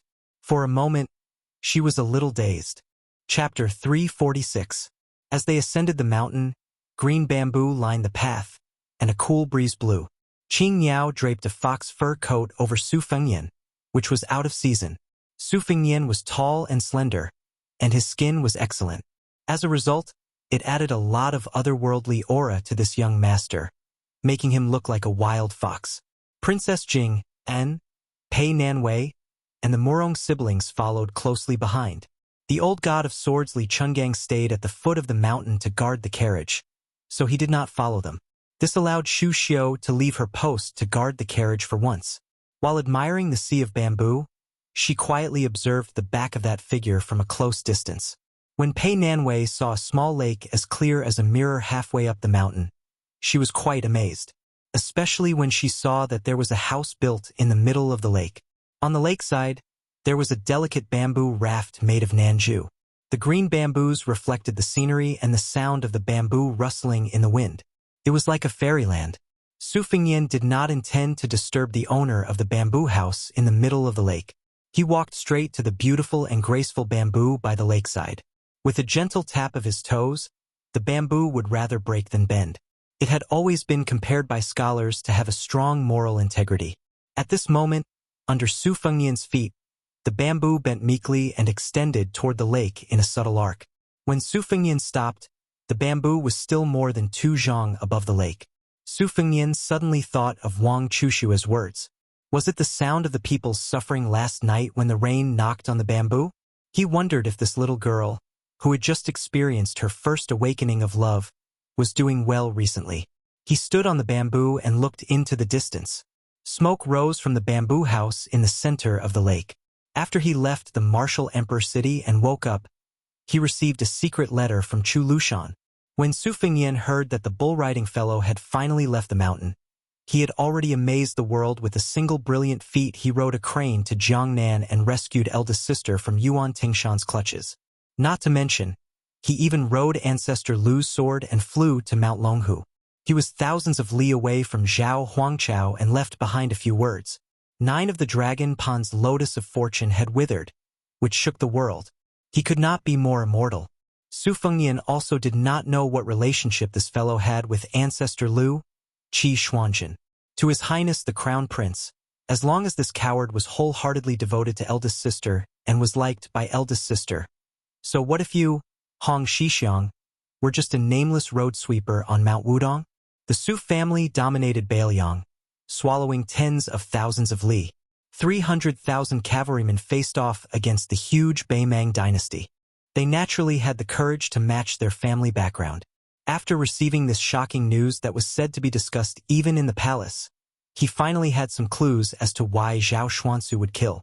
Zhao Huangchao of Kuanglu Mountain, Yuan Tingshan of Mount Huishan, eldest sister of Gangnam-do, was assassinated. The young chief Hong Shixiang went to Wudong, the Taoist master residence's Dragon Pond. The birth of Zhao Xuansu of Mount Longhu, and the disturbance in the martial emperor city. Although there were definitely many hidden secrets and schemes, the main threads were probably not far off. After Su Fengnian came back to his senses, he caught a glimpse of Murong Wuju's rosy cheeks from the corner of his eyes. She was standing by the lake and peeping at him. He thought it was funny and asked, "I heard that Wang Xianji of the martial emperor city has a tall and sturdy figure. He has big ears and round eyes, a beard like a halberd, white hair like snow, and a very fierce aura. He only wears hemp clothes during the cold and summer, but he wears a fur coat during the rainy and snowy weather. He likes to go to the East Sea to hunt jiao whales. Those who are timid would feel their liver and guts shatter just by looking at him." This question put Murong Wuju in a difficult position. She blushed and said softly, "Wuju left the city with your highness at that time. We left in a hurry and couldn't see clearly. I hope your highness can forgive me." Su Fengnian comforted her gently, "I'm just saying it casually. Don't be nervous." Other than Murong Wuju, among the three people, Pei Nanwei was very prickly. She didn't have the slightest awareness that she was a sparrow in a cage. She opposed him in almost everything. She felt that she was even more arrogant than the Princess Jing, and in Xiangfan City. However, Xu Xiu had been suppressing her recently. She finally became a little more adept at serving people. Although her expression was ugly, it was only so. Emperor Murong Tonghuang's temperament was gloomy. He seemed to have a deformed addiction to power. Su Fengnian guessed that the fact that he was the hereditary king of Bailiang was far more intimidating than his own words and deeds. Su Fengnian didn't like Emperor Murong Tonghuang's shrewdness. As for Xu Xiu, she was a woman who had cultivated the ways of the world. She had been in Jianghu and the prince's mansion for a long time. She had already cut her pure and kind heart into pieces and fed it to the dogs. Since the life of this beautiful woman with boundless beauty was even more important than the flesh on her chest, Su Fengnian could hook his finger and they could have sex. However, it was unknown who would take advantage of who at that time. Su Fengnian was not that thirsty. Murong Wuju looked at His Royal Highness who was standing on the green bamboo. Her eyes were overflowing with undisguised admiration and reverence. Her feelings and thoughts were far simpler and clearer than her brother Murong Tonghuang. Su Fengnian had saved them from the abyss of suffering. Whether she saw injustice on the road or pushed the boat with the current, she firmly remembered this great kindness. Along the way from the Great Bull Gang in Jianzhou, her emotions rose and fell because of the young heir in front of her. Especially in the martial emperor city, he walked to the top of the city wall with a bowl in his hand and sat cross-legged. He was so romantic and elegant that Murong Wuju felt drunk as if she had drunk a pot of good wine. Until now, she still hadn't recovered. Outside the martial emperor city, Su Fengnian drew his saber and cut open the body of the ancestor of Mount Longhu. She was even more frightened when she saw that. She only had one thought at that time. If he unfortunately died, she didn't want to live. Murong Tonghuang glanced at his sister from the corner of his eyes. He just looked at her with cold eyes. Su Fengnian gathered his fur and was about to go down the mountain. Suddenly, he saw the bamboo door in the center of the lake slowly open. A woman whose figure could only be vaguely seen from the lakeside walked out. Even though it was vague, it still made people's hearts race. Su Fengnian had a few people around him, including Murong Tonghuang, who was also a peerless beauty, not to mention Pei Nanwei, who was a beauty in rouge. However, when the woman appeared in the field of vision, it seemed that half of her charm was taken away in an instant. The woman in the bamboo house in the center of the lake, wearing a wooden hairpin and plain clothes, walked to the mossy stone steps near the lake and squatted down. She picked up a handful of water with both hands and gently moistened her cheeks. Then, she turned her head and looked at Su Fengnian from afar. She didn't make a sound. She just quietly looked at this group of uninvited guests. She was always an orchid in a secluded valley, aloof from the world. Su Fengyan, who was wearing a brocade fox fur coat, was stunned. A trace of absent-mindedness flashed through his eyes. For the first time, he was hesitant. Pei Nanwei wrinkled her brows. She was faintly unhappy. It was not that she wanted to be jealous of this strange woman, but she had always been proud of her own beauty. She rarely met a match. The woman in the bamboo house had appeared out of nowhere. In the end, Princess Jing and felt an instinctive sense of crisis. Sure enough, as long as there were people, there was no Jianghu. Su Fengyan let out a long breath. He waved his hand to signal Xu Xiu and the others not to make any moves. He leaped from the bamboo pole under his feet to the bamboo raft. There was no need to row the raft. The bamboo raft cut through the water and leisurely sailed toward the center of the lake. The bamboo raft stopped 3 zhang away from the bamboo house. The woman stood up and looked at Su Fengyan. Her hair was wet from the lake water and stuck to her cheeks. A few drops of water slid down her delicate snow-white skin. She reached out to wipe the water stains on her chin. She didn't say anything. Su Fengyan took the initiative to speak. He smiled and said, "I saw you 3 years ago on the banks of the Luo River. But at that time, I was squeezed into a group of young chivalrous men who wanted to express their love for you. I squeezed for a long time before I finally made a bloody path. When I finally emerged, I was tripped by someone and fell flat on my face. I guess you didn't notice me." She thought for a moment and calmly said, "I remember that at that time you were wearing thin clothes." It was an unexpected answer. Su Fengyan said self-deprecatingly, "Thin clothes? I was clearly a beggar in rags. It's a blessing of 3 lifetimes to be able to catch the attention of Mississippi." She saw that Su Fengyan wanted to say something but hesitated. She smiled and said, "My name is Chen Yu." Sure enough, there was a woman on the Rouge list who was not inferior to Nangong. She was a beauty who was on par with Bai Hu. Su Fengyan's face was gentle, humble, and shy. He softly asked, "Miss Chen lives here alone?" She smiled and nodded without any ulterior motives. Su Fengyan responded with an "oh" and gently jumped onto the shore. The next scene shocked the people on the lakeside. They saw His Royal Highness bend down and carry the bamboo girl. They jumped onto the bamboo raft and left the center of the lake. She bent her slender waist and her head was pressed against His Royal Highness' chest. Su Fengyan looked down and the two of them happened to look at each other. She undoubtedly had a pair of eyes full of spiritual energy. His Royal Highness was known to wander among the flowers for more than 20 years and had never tasted defeat. He had seen countless women and had seen all kinds of stunning beauties. But this pair of eyes was the only one that could be compared with his second sister Su Weisheng. The eyes on Bai Hu's face were too cold, just like his saber-embroidered winter-spring thunder in the past. She was incomparably heroic, not delicate and gentle.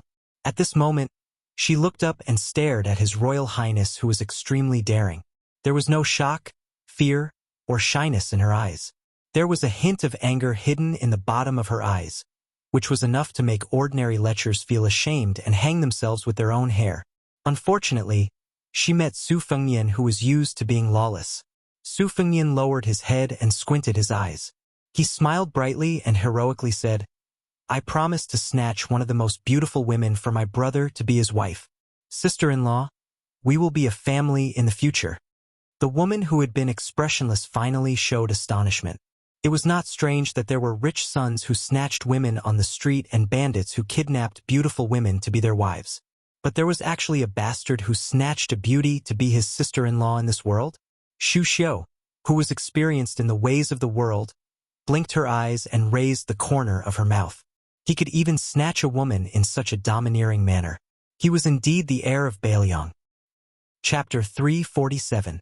An inconspicuous carriage drove into the capital. The coachman was a young Taoist dressed in a plain Taoist robe. He was not very handsome and carried a long sword on his back. His expression was gentle and one could tell that he was a person who was easy to talk to. The city gate had 9 ridges and 10 dragons. It was a magnificent sight. There was only one passenger in the carriage. She sat in a fur coat and leaned against the back of the young Taoist. She listened to the young Taoist talk about the various wonders of the capital. She listened to him talk about how it was connected to Kunlun, how His Majesty the Emperor who oversaw the Hall of Supreme Harmony was from the south, and how the 6 palaces and 7 halls of the inner court were built according to divination. The young Taoist was not old, but the principles he spoke of were not small. He told the beautiful woman that, in the end, all the cities under the heavens pursued the realm of mutual penetration between heaven and earth. The woman's face was thin and thin. She was wrapped in a mink fur coat that was not too expensive. She looked like a pretty girl from a middle-class family. The mink fur was messy and was not as beautiful as a fox fur coat. If it was the wealthy women in the capital who liked to compare themselves, they would not wear this kind of mink fur coat unless it was a Guangdong ferret. The woman listened to the young Taoist's gentle nagging and closed her eyes. There was a satisfied smile on her lips. After entering the city, she sniffed and softly said that it smelled good. The Taoist priest turned his head and saw a restaurant. Knowing that she was hungry, he immediately stopped the carriage, jumped down, and helped her walk into the restaurant. They chose a seat on the 3rd floor by the window with a wide view. She only ordered a vegetarian dish for herself and a pot of wine for the Taoist priest who accompanied her. This made the waiter, who was greatly disappointed, roll his eyes. He thought that this foreign man and woman were too unsightly. It was not easy for them to come to the capital, but they did not bring more money. The waiter regretted giving up this seat to them. The wine was served first. The Taoist priest poured 2 cups. The vegetarian dish, braised eggplant, was the restaurant's signature dish. She was attracted by this unique fragrance. She picked up a piece with her chopsticks and tasted it. She smiled and helped the Taoist put a piece into his bowl. She smiled and said, "It's delicious."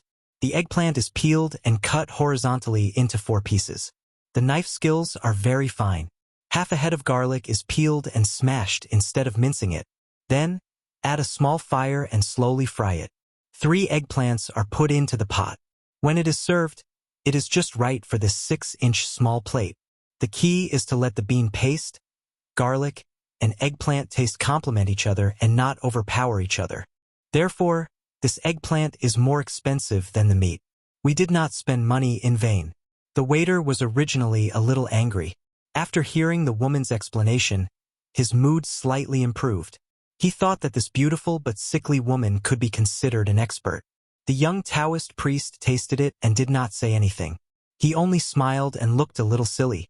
The woman took a bite and put down her chopsticks. She looked out of the window and looked at the carriages.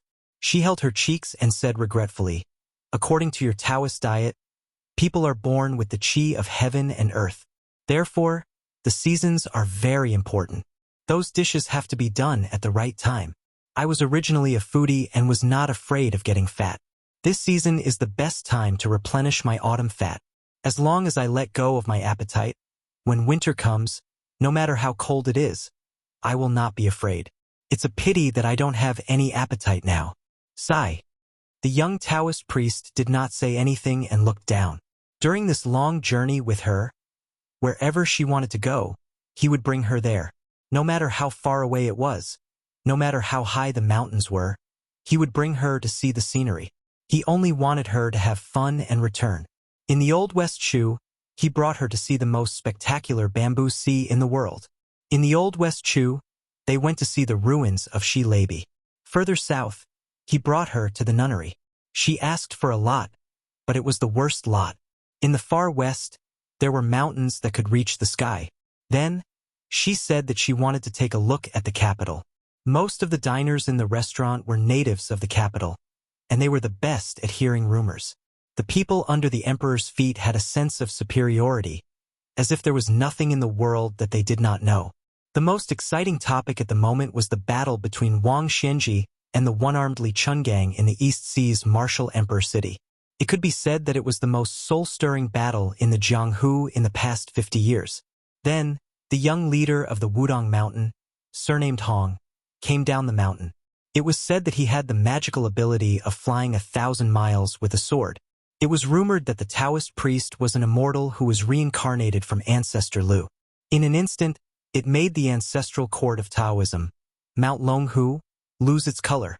The most sensational thing was that the land immortal had not been on the mountain for long. He brought a woman to the borders of several fallen countries, one after another. Sword after sword, he destroyed the few remaining pillars of fate in the Old West Shu and Dongyue. Later, he went west to Kunlun. Hundreds of top Qi practitioners in the world flocked there, hoping to witness the immortal's majestic spirit when he cut down the fate with one sword.